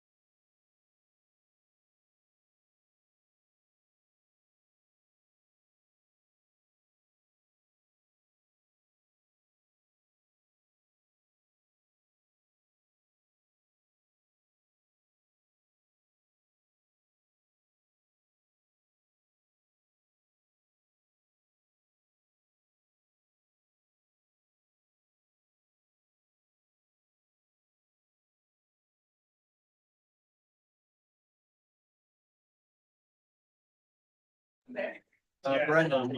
All right, we're on. Brendan's here. It's Val chatting. You got it. Start a little bit early. Thought we were clapping for a second. There we are. Thank you. Back to order. Next call. Finish up, right? Val, you had a couple of things you want to talk about? I did have a couple of things. One is the last time we looked at or decided to use the Philbrick Fund to reduce the appropriations for, I forget which of the food pantry, healthy kids, and Well- New Hope for Women, or, That wasn't the Philbrook Fund. That was the oh, the FSM. right, Yeah. okay. But the Philbrick Fund was And the Was- Philbrook Funds, yeah, proposed to be used for, I think it was the food pantry. Food pantry and it was I thought there were three. 3. For the trust, 10,000 from Philbrook for the food. No, it was. So anything to do with the kids was FSM. And then, and seniors, and then the 10,000 for the food pantry was from the Philbrook Fund. Okay, so, and then because of that, next year, the appropriation on the ballot would have to be bumped back up, If, and only if you decide to discontinue using the trust funds. right, I imagine that will be an ongoing discussion every Which I year. think, because originally we were planning to use 20,000, ratcheted it down just because we want to make sure we still have balance left from the interest that we're earning from that fund, right? So right. I cut it in half. So I was thinking about that, and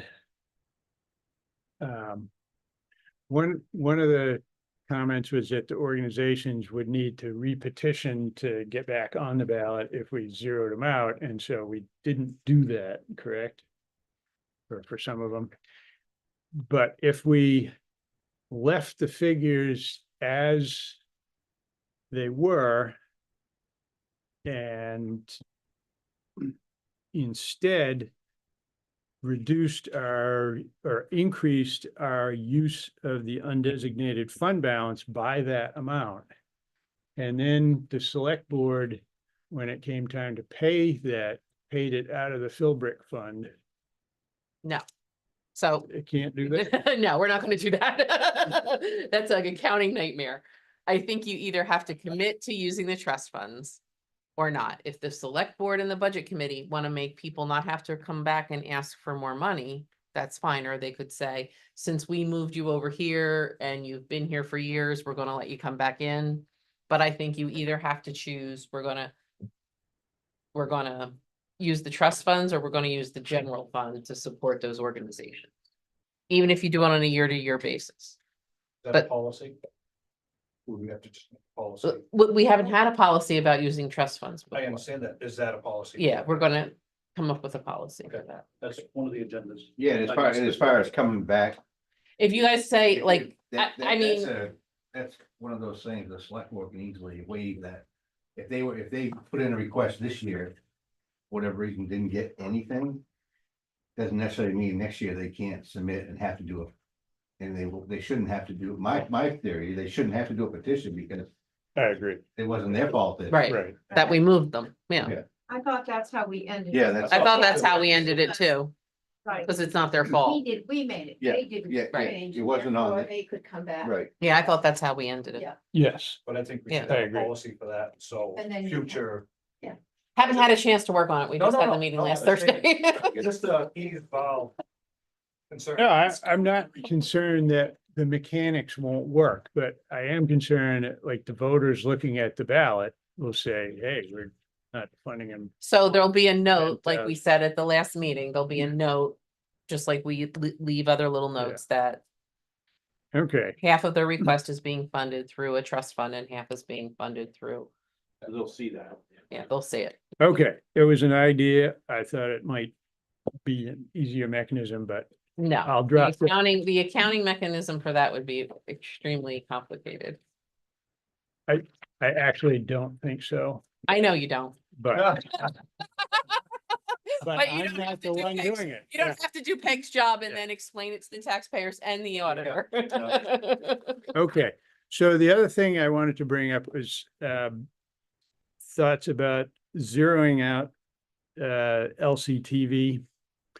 The voters passed $15,000 last year by it was 600 and something to 500 and something, if I remember right.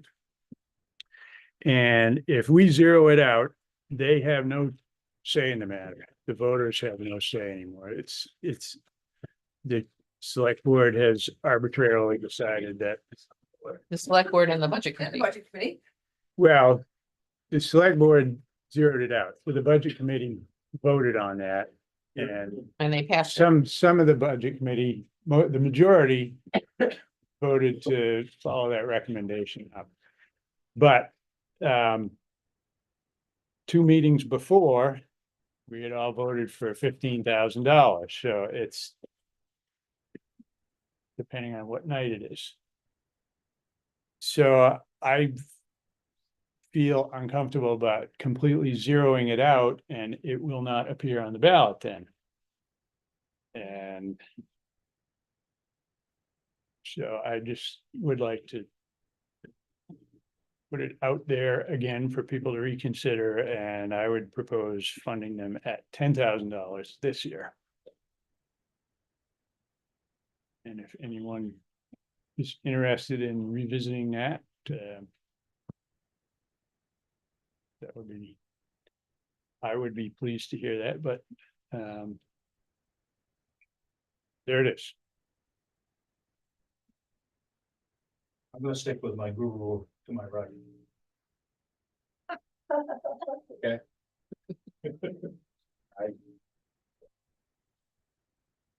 He may have a crystal ball and he may be right, but the voters have no say. They did have a say, they voted for you to be sitting there.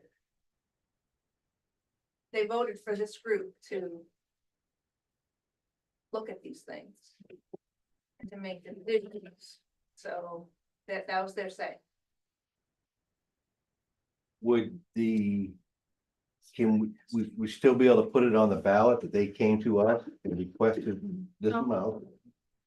And we would cut them to zero. We're done. This is it, guys. Like tonight, this is it. Oh, I know, I'm Oh. saying on the ballot. For So LCTV. LCTV will say, we'll still have a zero for a number, but the They're not public, gonna even have it. There's not gonna be on there. public will know. They're that not gonna be on Won't be it. on the ballot. They're not gonna be on the ballot. There's no line item. It's not a line item in the budget that's been recommended. Did they know that? So, because we were having another meeting, I didn't do anything about anybody who was moved or anything because it could be moved again. So I haven't told anybody anything. I mean, if they watch they can watch, but until you guys vote, I'm not gonna tell anybody anything, but they would not have enough time to put something on the, Your petition. right. But I'm not even sure they qualify for that. I'm not sure how that works. I'm not sure if they're one of those special ones that didn't need, I'm not sure how that specific, I'm gonna have to look into that, because I'm sure I'll be asked that question. Well, I don't think we were talking about a new petition this year. John was asking if the number 0 would be something that residents can vote yes or no to with a note of. No, because they're not even, It won't be on the it's ballot. not gonna be on the ballot, because they're not included in, And I asked the question that way because you started talking about a petition. That's where I got. I thought that's confused. where I got, Oh, yeah. I was trying Well, to, that would be the only, their only recourse to get on the ballot. Oh, so for future. No, For the We're future. even this year. well, wait, no, Right. wait, I'm not sure. That I am not sure they need to petition. because of what they are. I don't know how that entity got on there to begin with. I'm not sure if it was by petition or if they just get a spot because of what, I would have to research that. It'd be pretty hard for them to, well, I guess they have to go to all the Waldoboro. But I only Wal- mean- Only Waldoboro residents. Right, but I'm not, It's like they'd have to go only Waldoboro. but I'm not sure they're on the same level as. I'm not sure that they need to do a petition or if they're already something that could be on the ballot because of the type of entity they are. That's what I'm trying to say. Saying it very poorly, though. So that is something we'll have to look into the future with, but they're not gonna appear, the zero is not gonna appear on a budget. To the voters. Is that normally do you contact all of the areas that have been Yes, changed so they? it won't yes, be a typically it's surprise all department heads. Everybody who, but not until Until everything is set. the final vote here. And I say that's the department heads too. When you walk out of here that night, don't share that you're all happy on the first round because there's always more rounds and you never know what's gonna happen. So What in is it? addition, the voters will not see that 15 or 20,000 was cut off the original request. Appealing to No, 'cause there's vanity. no- There's no, I can't put a zero no line line, item. yeah. There's nothing to, I just think it's a pretty drastic cut for that organization and since the voters have consistently supported it in the past, I think it should still, some amount should be still on the ballot.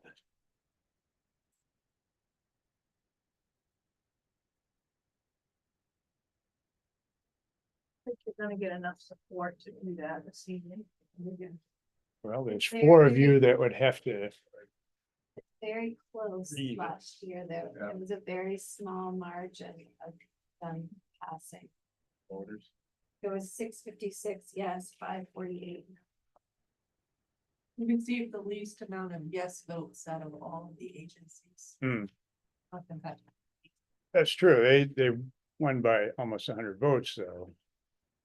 And according to this, Oh, yes, all the money's. well, that's still a yes vote, yeah. Six. Everyone. But that, John Michael has his hand up. but that enough people thought about that one to split the vote enough compared to the others does tell you that the public thinks differently about Lakeland County TV than the other organizations on the ballot.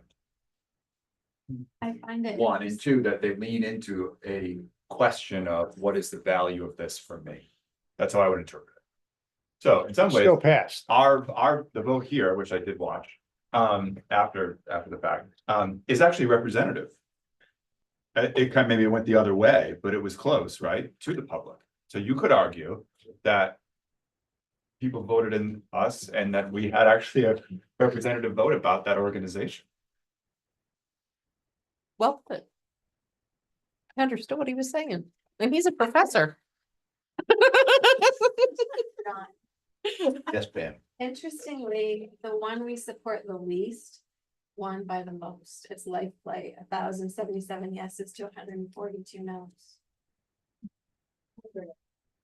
Maybe that's. I think why it's that's- not much money. Yeah, I think that's also because people might not understand what that is, and Lincoln County TV is a clear entity in their minds.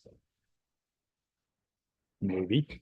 Or what the $1,000 or so from Lifelight is going to, and Move the question. I don't, The question? well, Well, there isn't a no motion. There's no motion. I'm just putting it out there, if the select board would reconsider it. I would be happy, but I'm just me, so. I don't see any of There them it is. jumping at the I don't either. motion. So, I think it. Yeah, I thought it was a lot, but. I think Becky already said there's not gonna be, I don't think there's.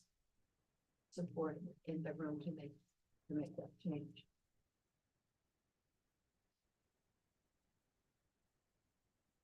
let us move on then. And I think Bob would say if he was sitting here, the finances are pretty sketchy as it is right now. Throwing money, bad money, against. There's just no justification. Where do we go from here? The finance director is. Page 56. That is fund. That's called other. And it moves money from capital and transportation, general and example. If we change the capital, it would change that figure. Of course, I'm not there yet. Got a page number? 56. That's, thank you.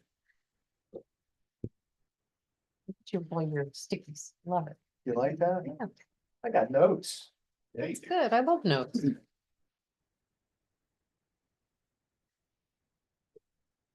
That'll be our final numbers we're gonna look at right now, right? Yes. Which is.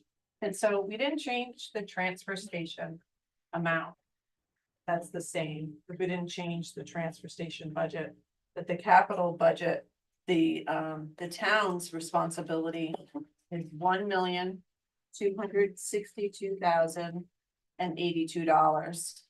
So that's under 35-55. That number again, please? Yeah, $1,262,082. 1262082. So the total of other will be, instead of the 2,159,054 in your book, it would be 1,864,137.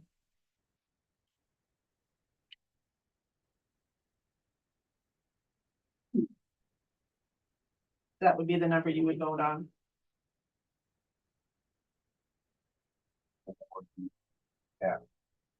For the department called other. Other finance. Additional fund budget. Al, you have something?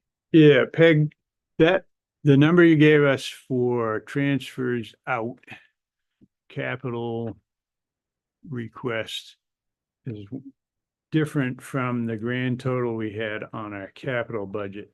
Can That's you right. explain what the difference is? Yes, the difference is what we get for our partners for the transfer station. Okay, Whatever we also have capital expenses that are transfer station related. So when those come in, there's a formula to build the other towns for that. okay, and do you have an amount for that and where? It's not the general fund though, that's in the capital revenue amounts. Is that the transfer in? Part of it is the transfer It's in. not in there. It's not on here. Not on there. Okay, The transfer in the capital is the same amount as the general fund. As their transfers. For the town of Waldoboro. It'll be an expense for the town of Waldoboro. okay. Okay.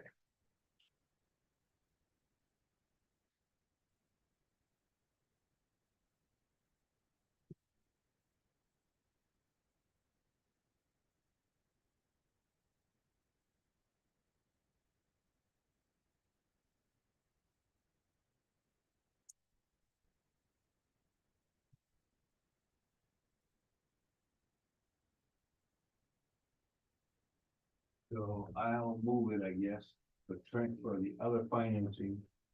1,864,137. Discussion from the select board. All in favor? 401. Okay, we get $1,864,137 and no cents for other financing uses. It's a big motion, but So moved. thank you. I'll Good. second it. Second, John, thanks. Any discussion on that? All those in favor? 2, 3, 4, 5, 6, 7, 8.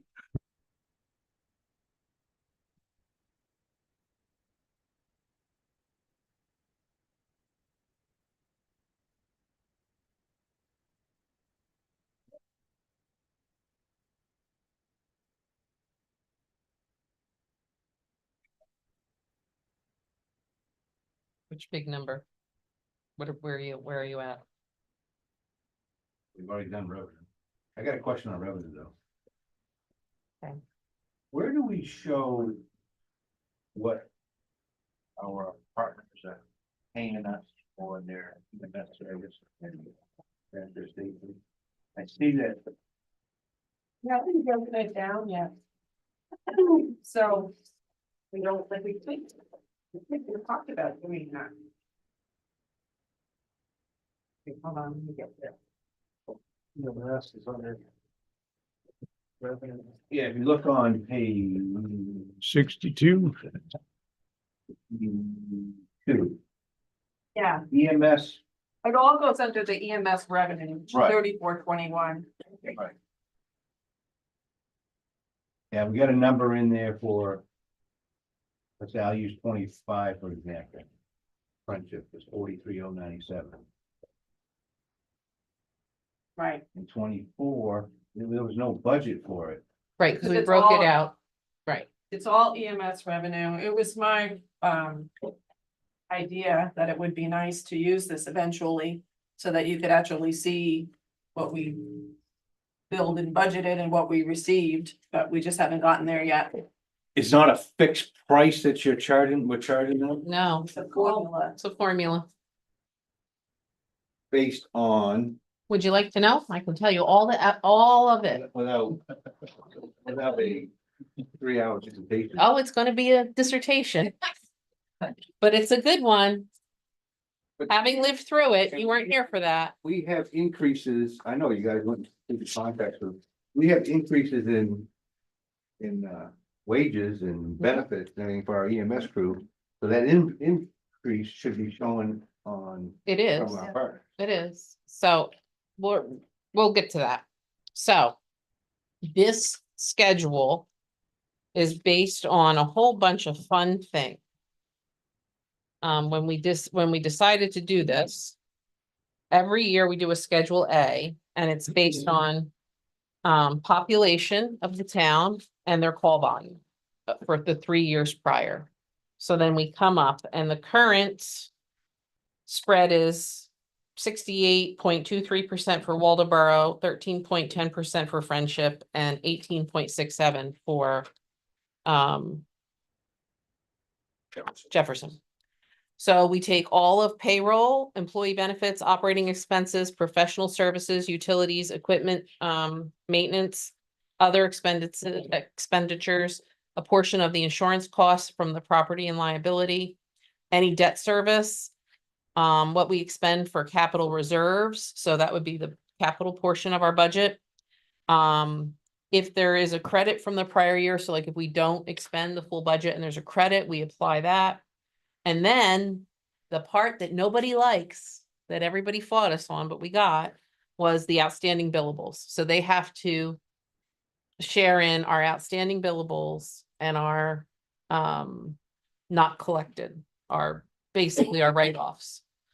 And then all of that comes down to what the balance is. So like last year, the balance, well, no, but what was that? Yeah, FY 2024. And you have to remember it goes from the year prior, because I can't do the current year because you have to, we're a fiscal year, was 817,787. And then that would be, their bills are based on their share.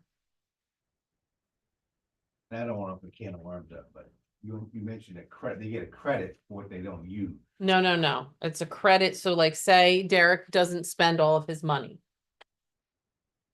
Right. So then that's applied. What? So when you're doing it, if they're not, so what? Fund balance? No, it's their bill. When we're trying to figure it all out. So there's a total expenditures, but if they didn't we go based on budget. And then at the end, whatever isn't used, or if they were to underspend or they were to overspend, it would either be a credit or a debit. And that gives you your total expenditures. Then you have to add in your outstanding billables that we have and the write-offs. That gives you your total liability. And then you take in what we actually got for revenue. And then you have to adjust, well, your anticipated revenue, and then you have to adjust up or down from there. And then you get your total revenue. And then the difference between the total revenue and the total expenditures is what the actual cost is for that year. And then we apply the percentages to that. There's no capital, cost. Yes, Yeah. I said factored in? capital was Oh, in there. Sorry, okay. A lot of. It was a lot of work and a lot of words. Yes, so everything, which is why you guys apportioned a portion of all the utilities and everything goes into that. So we budget based on our best available knowledge at this time. But those bills may come in above when we bill them, and I won't know what we're billing them until after June 30th. What we bill them may be higher than what we're anticipating in revenue. That's the goal, is never to always never to overestimate what their bill would be, but to be under, because that would be a bad thing to count your chickens before they hatch. So it's all based on a formula that we do every year. And if I am ever run over by a bus, how you do it is right in here. It's the Bible. Does that help? Were you looking, did you think you could raise that? I was just thinking, we're providing them a service, Mhm. and when you said giving them credit, why do we give them credit back? Is we're providing that service. I think that's in theory. It's it would be, it's a debit or a credit. I'm sorry. It's an adjustment. Can we put a mark? Based on Can we put a actual- markup on it, Yeah, right? yeah. Well, It's the burden is on us. The to service, provide I mean, the we're service, the right? one that maintaining the service. I'm hoping you've got that all, they shouldn't be, I'll stop. no, go ahead. No, go ahead. Because I mean, they I don't know what you don't think we're doing, I guess. And I know prior to you folks, all the hard work, and I wasn't involved in that you guys, because we were in short change. It was mutual aid. Yeah, right. No, we thought of, I mean, believe me, we went through this, we thought of it. There is every conceivable expense that's related to it. And, the big thing was the write-off and the outstanding. That was the big fight is, everybody wanted, well, we're not sharing in your revenue. Well, no, but you're also not sharing them. So if you want to share in the revenue, we're more than welcome to share the revenue, but you're going to share the losses too, which is where we're at. Because, I mean, it became, how do you decide who's paying more or who's paying, whose calls are worth more, whose calls are worth less? We want part of the transfer revenue, there was all this, so it's all in one big thing and it's split up based on population and number of calls. Sorry, I brought that. No, I love it because we actually did a lot of work on that. And I think it's probably one of the most fair ways to do it. To be honest, I wish our transfer station agreement worked based on population and use. Hopefully we'll be able to get to a point to do that with transfer station since we're gonna have a full-time director. So, but Where do we go now? wherever you want to go, where do you want to go? What do you want to What do? do we got left? Have we dealt Peg, with what do we have left? undesignated fund? I think you're good. Voted on everything that needed to vote on. Do we vote on the undesignated fund? Part of You- revenue, so that's a good question. Yes, revenues, very good.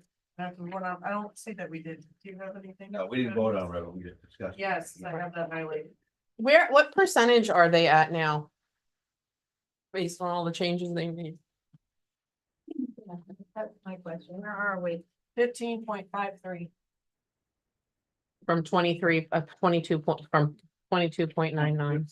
15.53. Yeah. Thank you. Our expense total is up 3.12%. It's the revenue problem. Yeah. Our revenue is down 4.43%.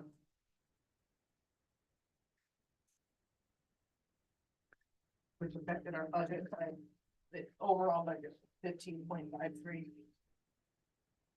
We've cut $382,000 in change from initial to today.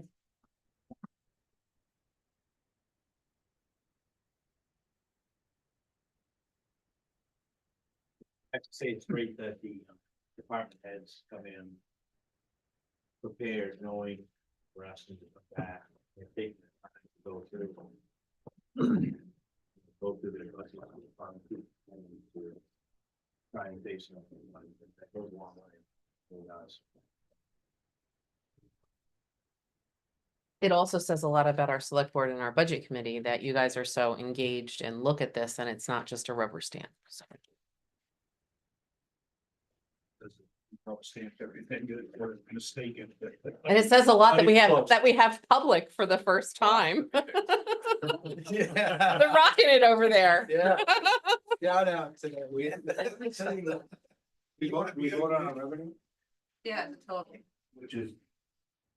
Has anything changed, book? No, So a move we vote on the revenue of $4,906,383.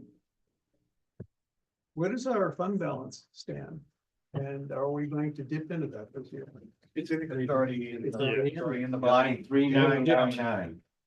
Yeah, but isn't that just to the 90, our target? That's is just to 60. the target. So what I did is I took your advice from last year, since you all seem very comfortable, like going forward, 90 is the number. I put, that policy. that's our, No, our policy It's is 60 to 90.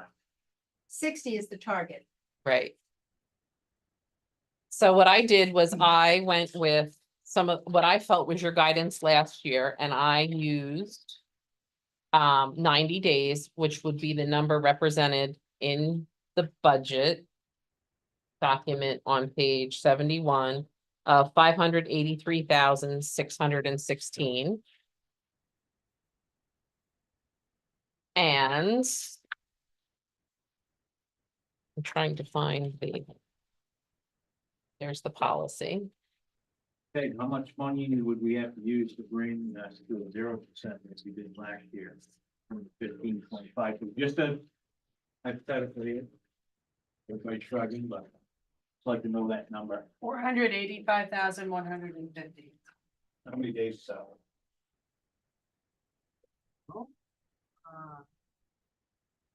15 days, 20 days? We have 33,000 and change as a budget, a daily budget. Mhm. Okay. You're probably right. I'm gonna do the math. But that's for the 2025 budget. I'm close, come on, I you knew you gotta would give be. it, you gotta give it good. But that's for the 2025 budget, so. I really like that number. I do too, I'm Especially this year. 14.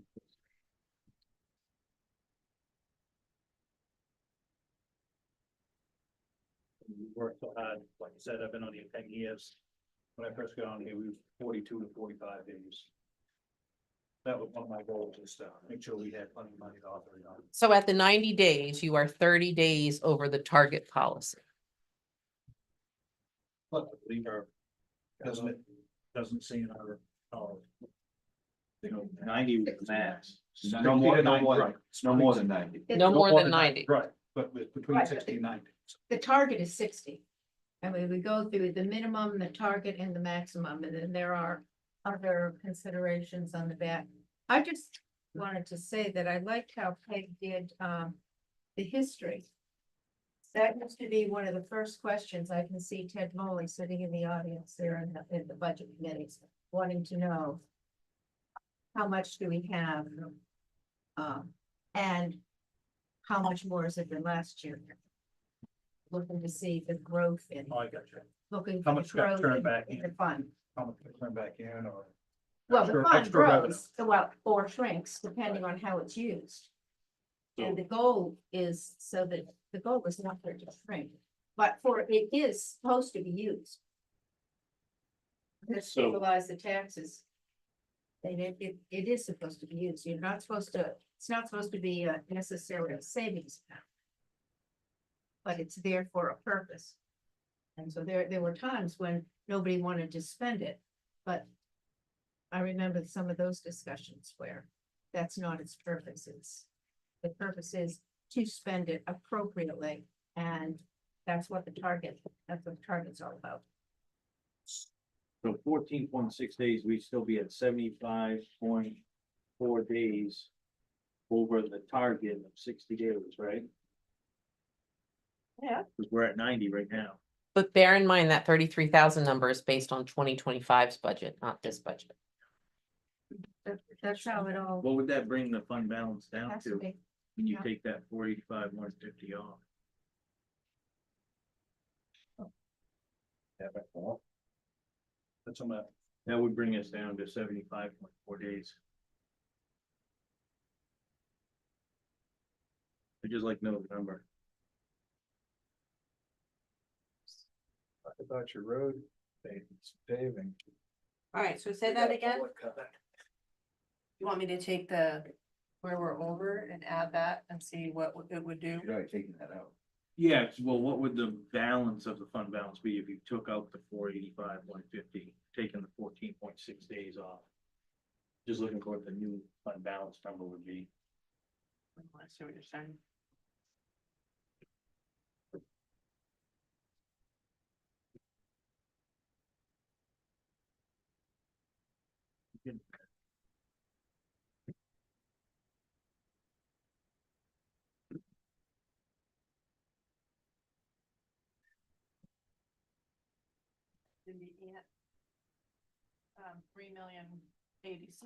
$3,086,003.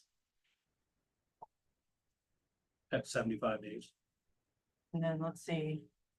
This is still like Julie said, it would be last year's calculation, last year's budget. But we always do it from the year. You do, but I just, But it's usually the last thing the budget committee does is determine how. Almost 93 days. And we're earning 4.5%. Pretty much.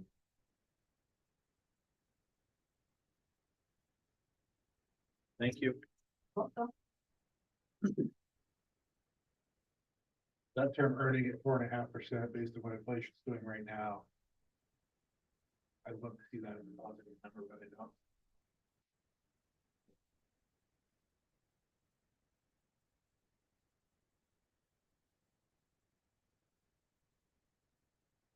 Part of our policy says efforts shall be made to bring the fund balance to the target level. And then voter authorizations. It's supposed to-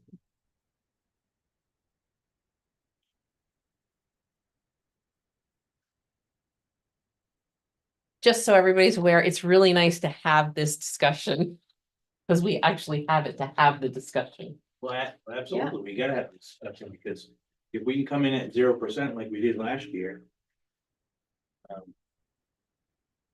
think the board is appreciating that. Just throwing the idea out there.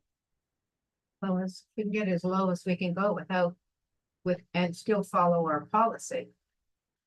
So you'd have to That's change what it's your, for. that fund balance number on here, right? For what? That's what I have.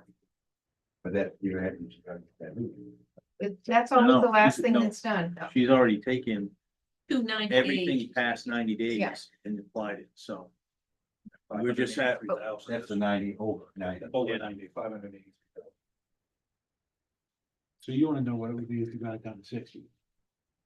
No, if you dropped it to 75 days, 75. then you'd get 0 increase. Oh, okay. Yeah. It would be. So we zero. still would, we'd still be above the target. Still be That would above. be- We'd still be above $3 million. And I don't know if you looked at the history, you can see there were some years that were pretty lean.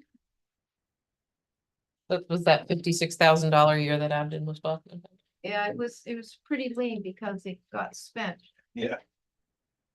And the only ones who really can do that are the select board, budget committee, and the town manager, and it wasn't the select board or the budget committee. And it wasn't this town manager. It was not. No. But it was. That's what's coming for you. That bus was it, right, Abby? Julie's done a great job, and look at the numbers since she's been here. So It's you can impressive. see, It's impressive. No, Yeah. no question. it is impressive. It is actually. And- now that I look at it. It is, we've Never had gold 2 star really on good it. years though. And we have just tonight shaved our capital reserves down pretty close to minimal.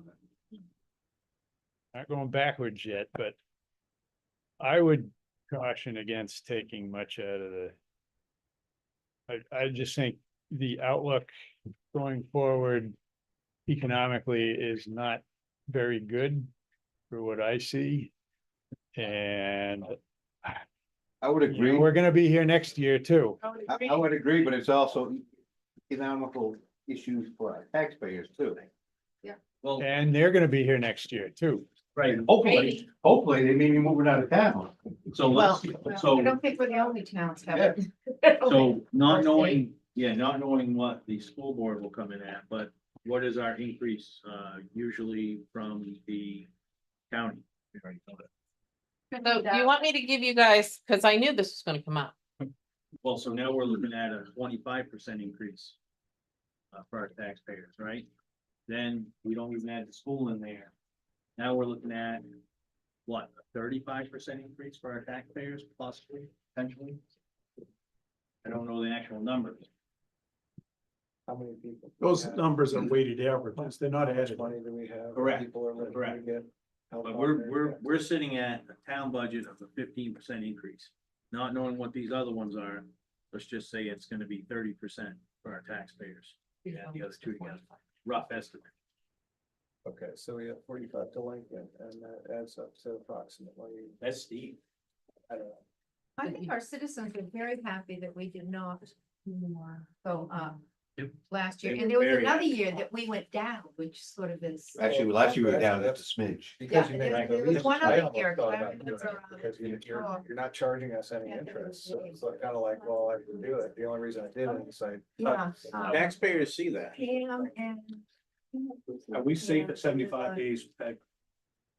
North Waldoboro. The policy says. you're Yeah. not. She's pretty liberal. Doug Meservey was stopped me on the street about that, and that year we went down. Yeah. Do you, And I got back to him. so I modeled some tax bills if anybody cares.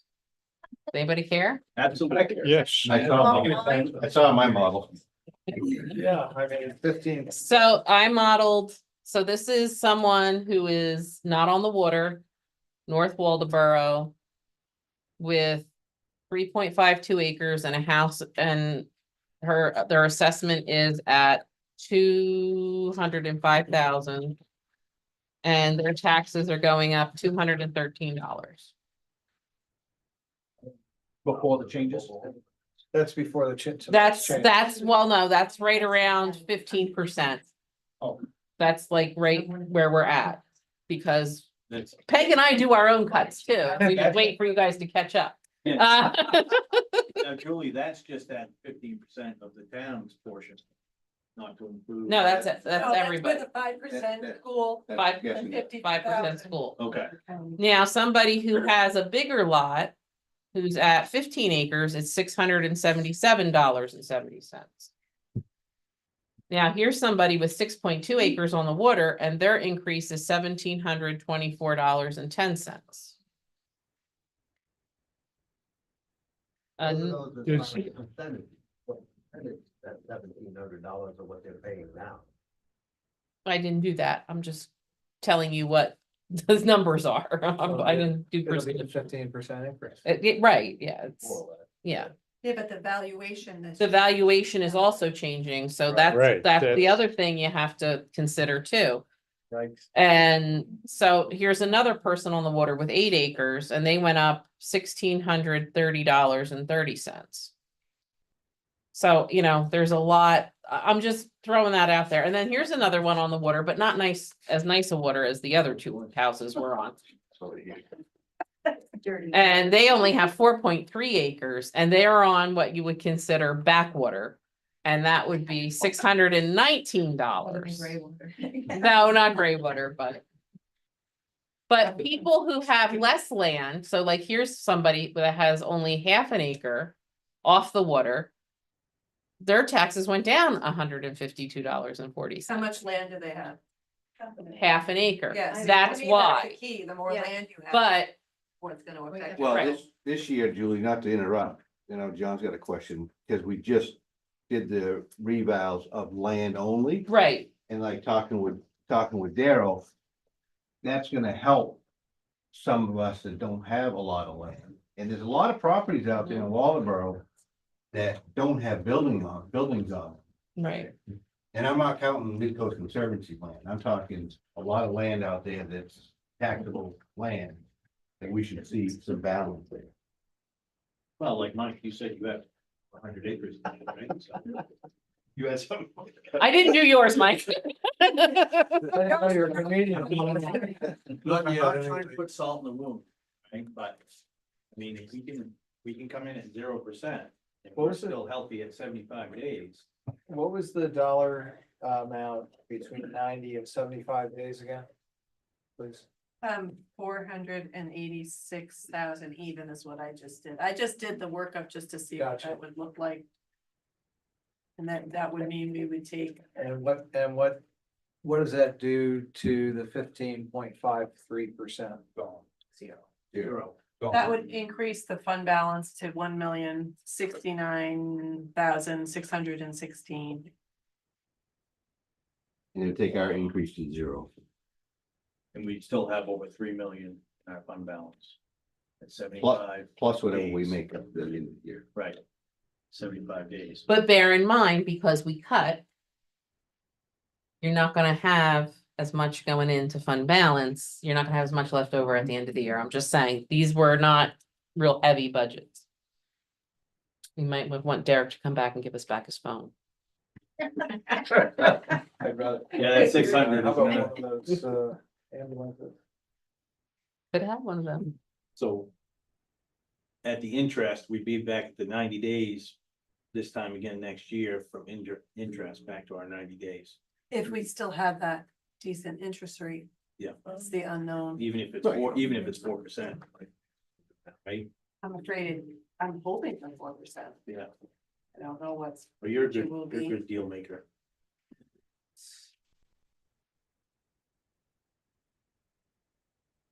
So that's what you're banking your decision on is the interest we make from our interest rate from the fund balance. Well, we'd make more interest if we left more in. And next year we would have that money. Well, right, yeah. And we cost the taxpayers more money. You know, my taxes at my house, $6,000 a year. Now we're looking at almost $7,000 a year. You know, it's every year it's rising up. Pretty soon. I'm gonna have a $10,000 a year tax payment, and that's okay. I'll still pay it. It's nice to have a fund. Well, a savings account that taxpayers have funded that isn't being used. But the whole point of the policy was to use it. Offset taxes. Not going below 60 days. That's 75.4. That's just my thought on the matter. Actually, it's a little more than that because we get 93 days. Is that what you said? 93, 92.97. It'll be 78 days.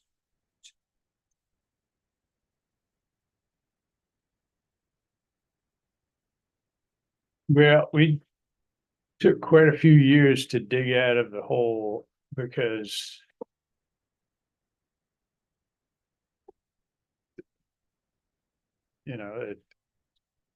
everyone wants to keep taxes down.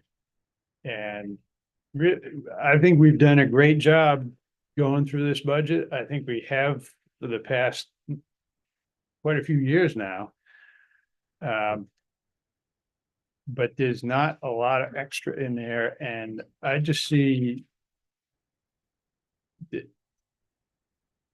I just don't see the economy doing very well the next, But we for the can't- foreseeable yeah, future. we can't predict that. No, but we can make an intelligent assessment. And we, like I said before, we've scraped just about everything we can out of the capital budget. So, Yeah, I mean, we're not in the same place we were when previous town manager was here, brought our fund balance. to 56, that's a.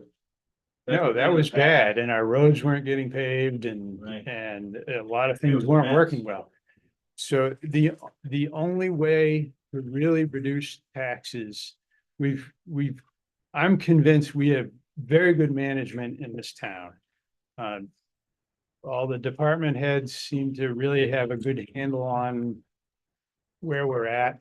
And like tonight, they've worked with us to shave their budgets even more. Um,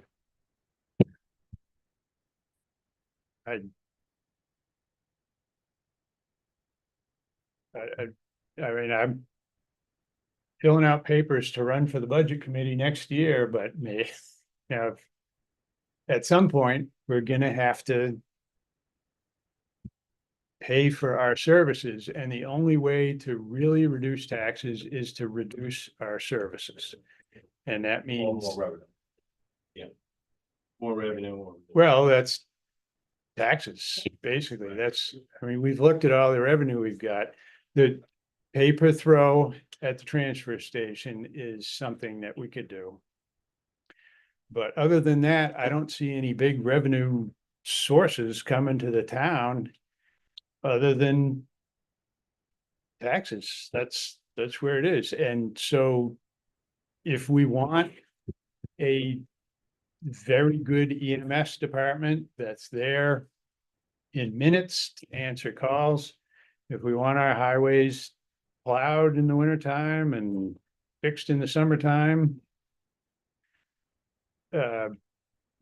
if we want to pay for good people to be working in the town, which I think is a great value, motivated people that are doing a good job, we have to pay for that. And at some point, maybe the cost gets too high, but then there will be a serious reduction in services in order to save any real money. Just a question. A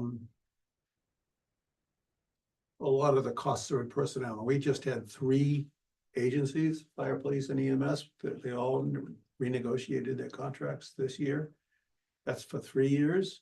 I No, think. just two, Just two two, departments for union negotiation. 3 years. EMS, I mean, fire and, not Police. police and Public works, public DPW. works. Police and DPW, okay. So those 2 numbers are stable for the next 2 years. 3 years. 3 years.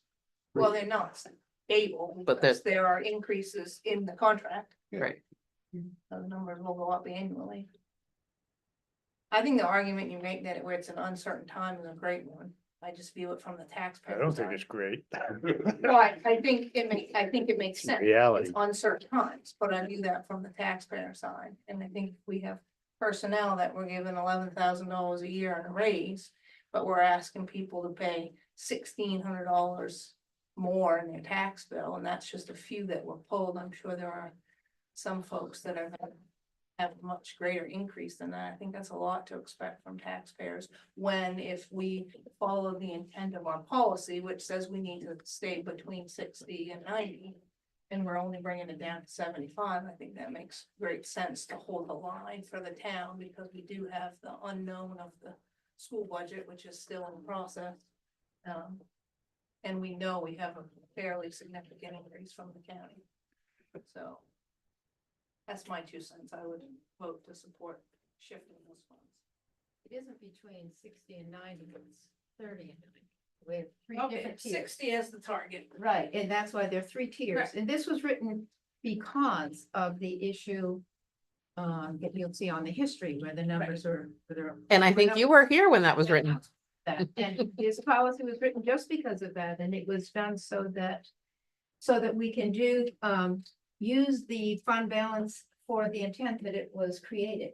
And that is to, for taxes, to stabilize the taxes, and also any other type of capital improvements. So, yeah, Major. yes, any major things, and But we gotta get. there's a motion on the floor. There could be. What's the number? Did you make one? What's the new number, Peg? Take that. Becky's got a motion to reduce it to 70. No, wait, no, I didn't say that.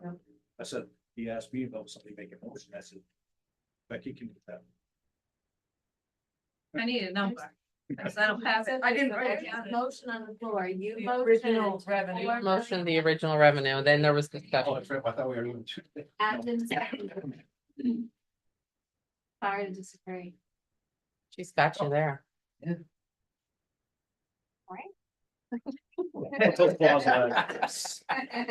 Like in my. So can I, Yeah. I'll say- make a, okay, you're gonna. I already said my, I rescind my first, my motion. yeah, take that. Deal. Because of the discussion. So now, That's a long time. there's a new number for Becky to add that extra in. So if you're still on page 71 in the general fund revenue. We are gonna the thought is to increase the fund balance number. By adding 486,000 even to that 583,616 number. So that new number would be 1,069,616, and then your total revenue number would be $5,392,383. Sorry, say it again, 5 what? $5,392,383. So don't put this figure. $5,393,383. What? You made a motion of 5,392,383. For the revenue total. For total general fund revenue. I'll second it. Moved and seconded from the select board. Any more discussion? All in favor? Opposed? Absent one. 401. Okay, we've got $5,392,300, $5,392,383 for total revenue.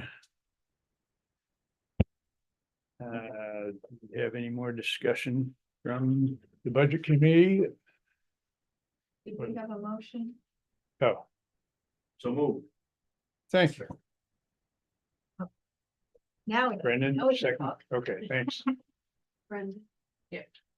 Now, is there any more discussion? Yeah, Jan. is that I just want to clarify, is that using the 75-day, using enough money for 78 days? 78 days. 78. So that's good. I mean, that's good that we can, that's bringing it down to 0. Well, that's good, that we can do that without using less and still hold along. Taxpayer will see that.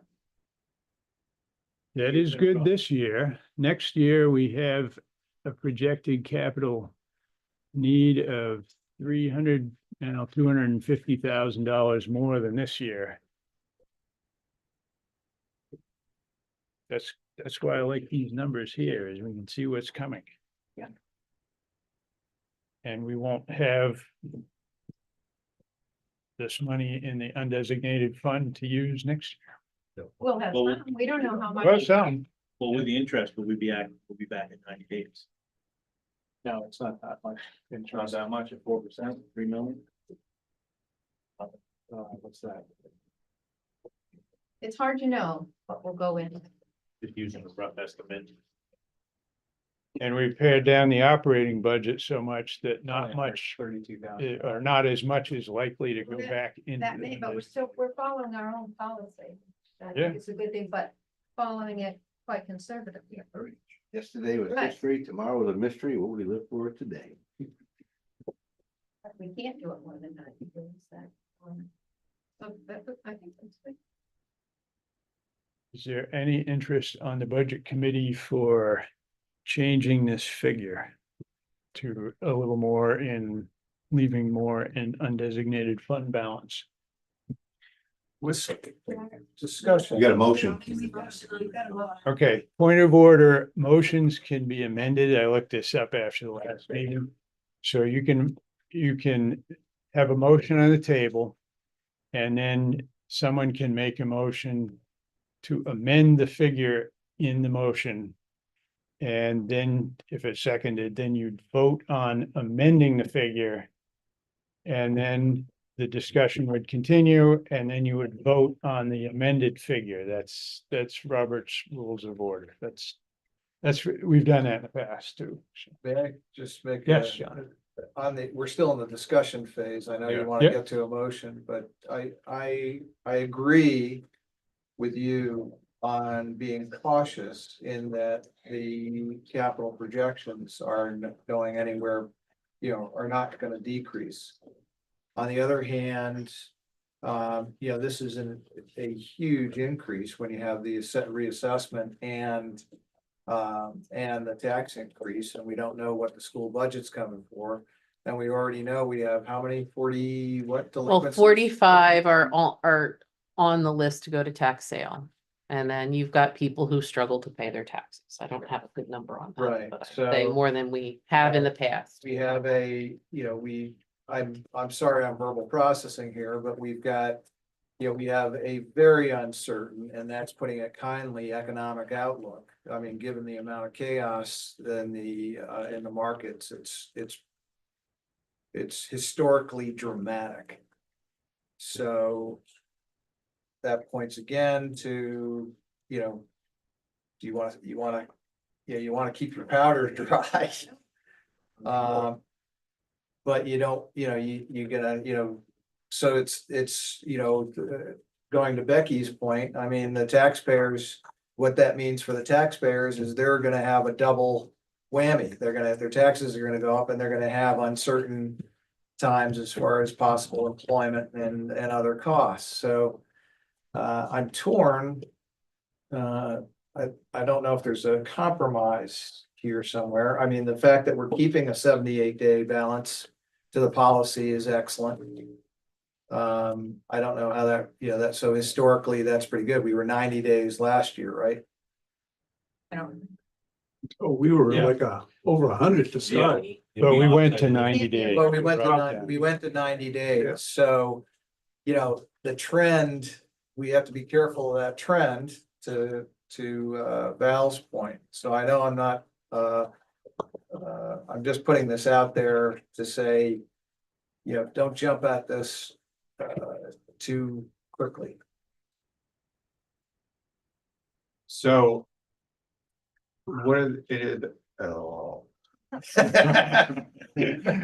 Are there any other arguments for not taking that much out of the fund balance and not reducing taxes? Other than yours, in terms of we need to save for the future? That's the only argument I'm hearing. Is someone else giving another argument? Well, next year, yeah, we get. It's not gonna be cheaper next year.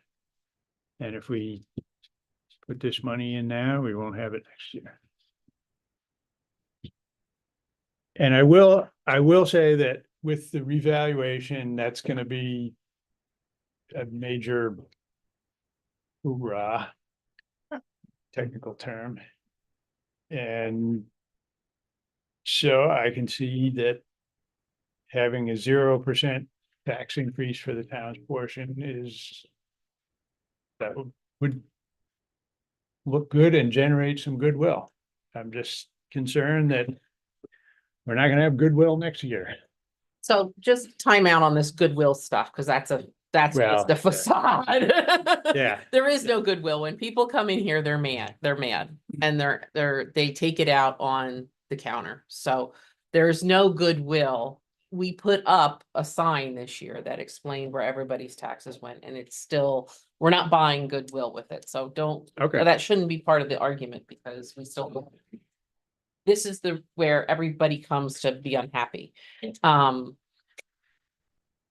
Well, it's true because people have to pay it and we are who We takes are their the payment. face of the tax collector. We're right. Hmm. So it's not really buying goodwill. It's great that you can do that, but it's not really buying. One of the other arguments would be that in an uncertain economy, are we going to hit our revenue targets? You know, is there going to be as many new car purchases? So you have to look at your excise tax. Is your excise tax going to hit the mark? And how good have Peg and I been? That should be a question. How good and confident are we in the numbers that we put in the stock? Good, Julie.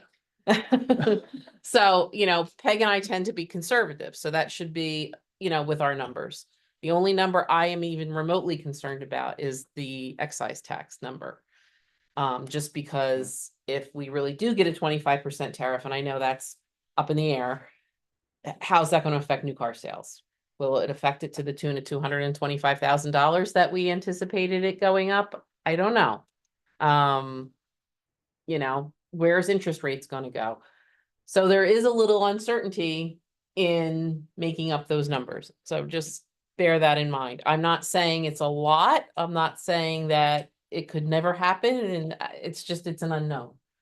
So are you also saying that the people who come in and you bear the brunt of their emotions? We bear the brunt of their emotions because people are paying it to the town, not to the school. No, I get that, but you're saying that they would come in and you would feel that even if there was no town increase, that you're saying that the response would be the same. Correct. Has been. It is Yeah, the same. Exactly, so that the idea that keeping it at zero doesn't necessarily change how people are struggling more broadly, and thus what you experience.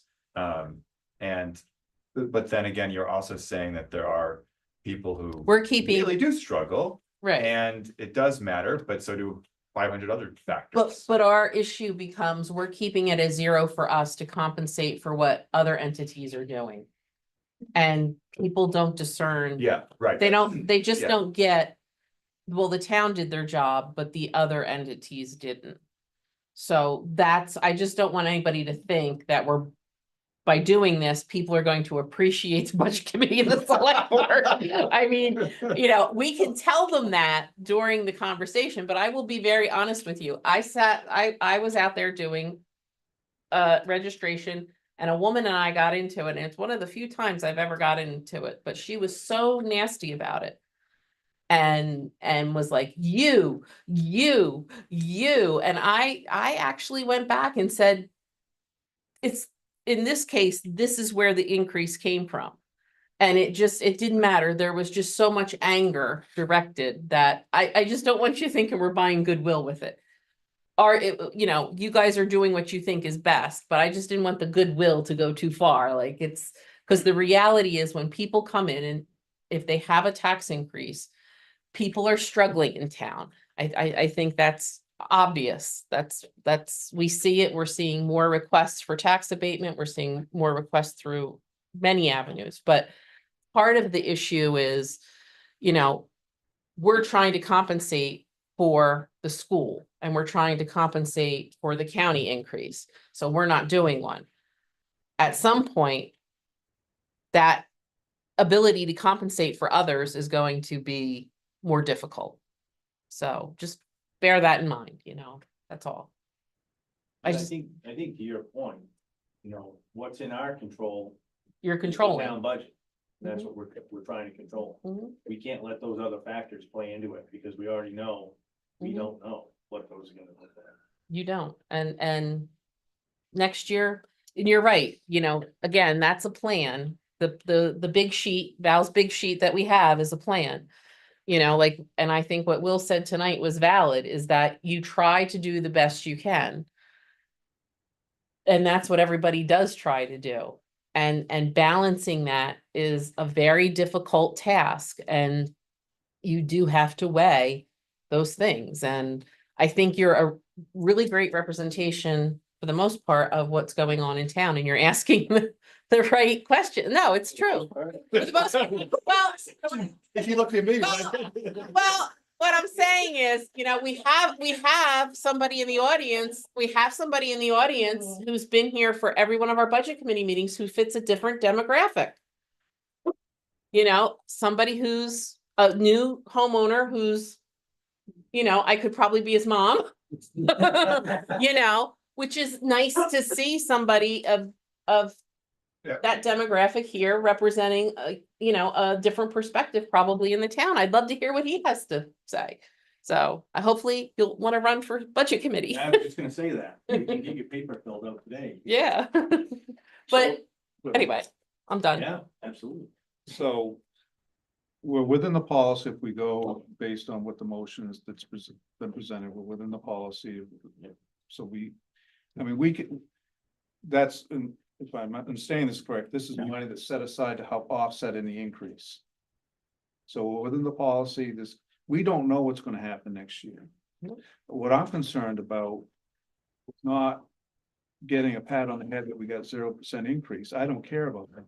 What I care about is the person living on social security or someone who on that 1 acre lot doesn't maybe paying to them $600 a year is like $10,000 for someone else. So I would support the motion to bring us down to 0, and I won't be on this committee next year, so, but I mean. But the thing is here is I think we have to, and I hate it when people say we're gonna protect the taxpayer. Well, in today's world, we do have to. I think we have a responsibility. We've done due diligence by going through this budget. The department heads in the town have done a great job coming in and sharpened their pencils and reduced it even tonight by over 300,000.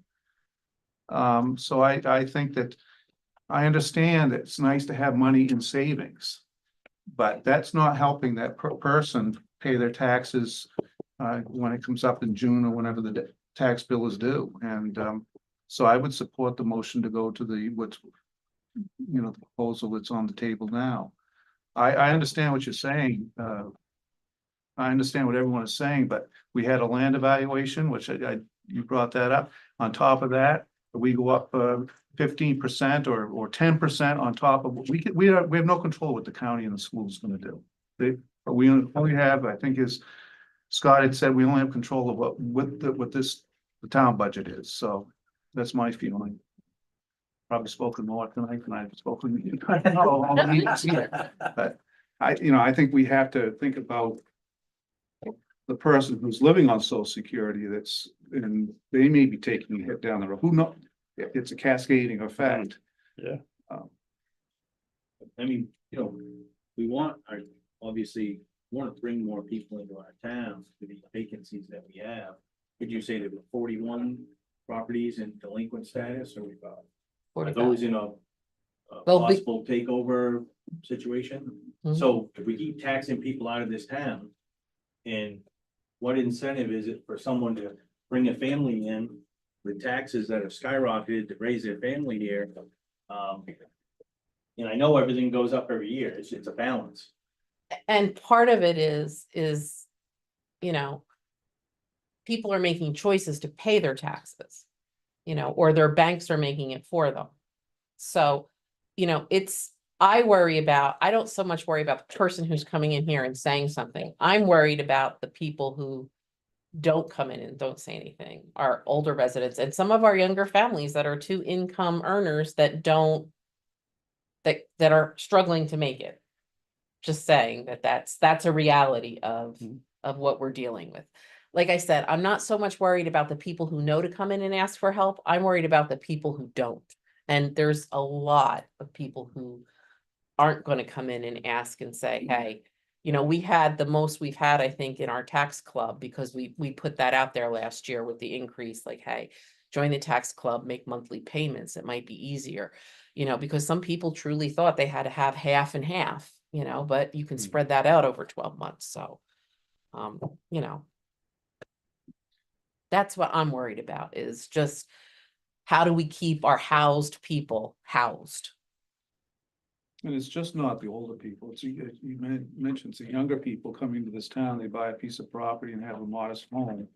And they see their taxes going up, you know, within the first couple of years dramatically. Mhm.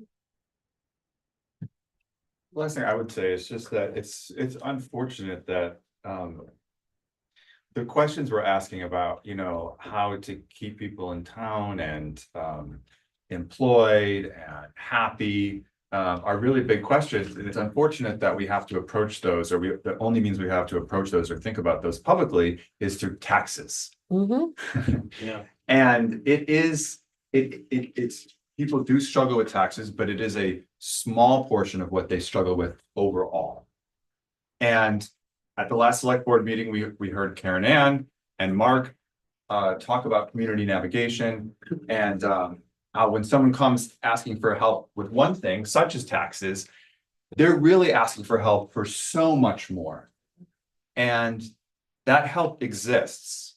And Karen Ann and Mark talked about how it rests on three things. One is a network, a social network. The second thing is communication and transparency, open communication between the people in that network. And the third thing is accountability. Personal responsibility. Yeah, personal responsibility. If we as a community could activate all of those parts of the success and the findings of that navigation program, we would be a healthier, more affordable community overall. So this is not to say that we should vote this way or that way, but it's just to say that actually, the more people feel connected in the world, the healthier they are. The number of phone calls to EMS goes down. 100 plus more phone calls a year EMS is receiving. And this is a nationwide problem. It's not Waldoboro, but it just means that people, we don't live in a healthy society anymore. And people are struggling with the ways that they can live full lives. So that's all I have to say about all of that. But it's just to say that this is really a privilege to be able to think about how communities function. And the success is dependent on all those other factors. And it's unfortunate that all we have in our power right now is a dollar amount. So I would just encourage you all, after this meeting is over, to find a way to connect with your neighbors and, you know, give mutual aid and hold people accountable in a respectful manner. And be transparent in your communication. It's a good speech. I love budget committee. This is really a great time of the year. It is a good discussion. It's a great discussion, always is here. Good communication with our department heads too. I noticed, you know, they checked and it was like a comfortable conversation with them. It was Yeah. over here. And it helps when you have department heads. I mean, they like Will said and Derek said, they live here too, Yeah, right. you know, it's a community. Where are we at? Any more? Well, we have a motion. Yeah. Does anyone else have anything else to say? Shall we vote? The motion is for $5,392,383 for revenue total, which gives us 78 days approximately in the reserve undesignated fund balance for a reserve. All those in favor? I'm gonna vote for it too.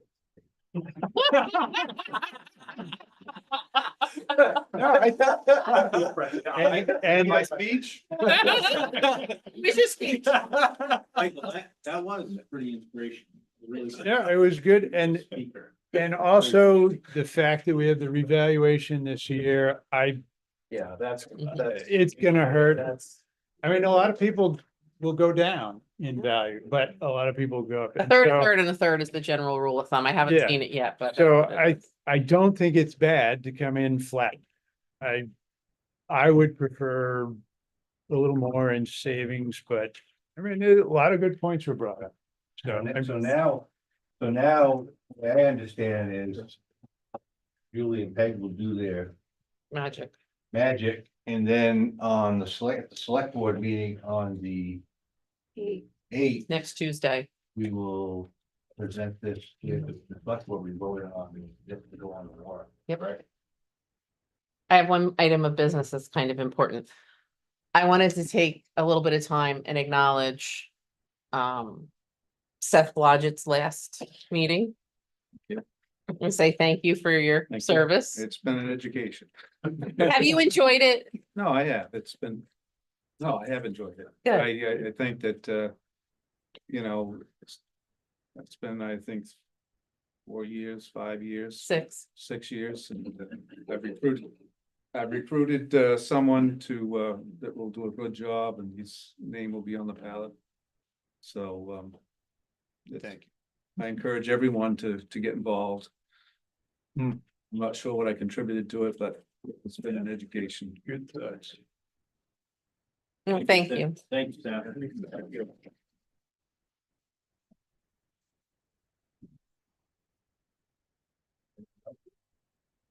If we're wrapping it, I'd like to thank John. I thought you did a very nice job as chair running this whole show here.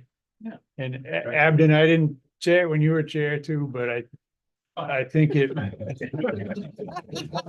Then I won't say it now. Yeah, I think the way the committees work together is really good. I think we have a very good discussions and generally, I'm happy with the result. Generally, I like that. Generally, The only thing I have a question about, is there anything you guys had talked about potentially getting together the committee and the select board to write something for the voter guide or something? That was last year. That was last I'd year. like to see a repeat of that. yeah, and that never That happened. never really happened. I had to write it. So it would be really great if the two chair people could get together and do something like that before the voter guide goes out. What would you be looking for? Just look That's at up to you two. Just look at last year's as a model. Yeah, Yeah. we can do it jointly, or. Yeah, I think it should be a joint effort. Guys, you did here? Yeah. And maybe, circulate it around your boards, and other board members might, and committee members might have something, like maybe Michael's speech we could just write at the end. Don K. You think I wasn't aware of that? You don't need that until June anyway. No, the guide has to be ready before the vote. That guy has to be ready. Get ready the day absentee ballots are available, which is 30 days prior, which gives you almost 30 days. Gives you 30 days. But I'm gonna only give you 15. Yep. All right. John, you like coffee? Fund balance. No. Cup of coffee sometime.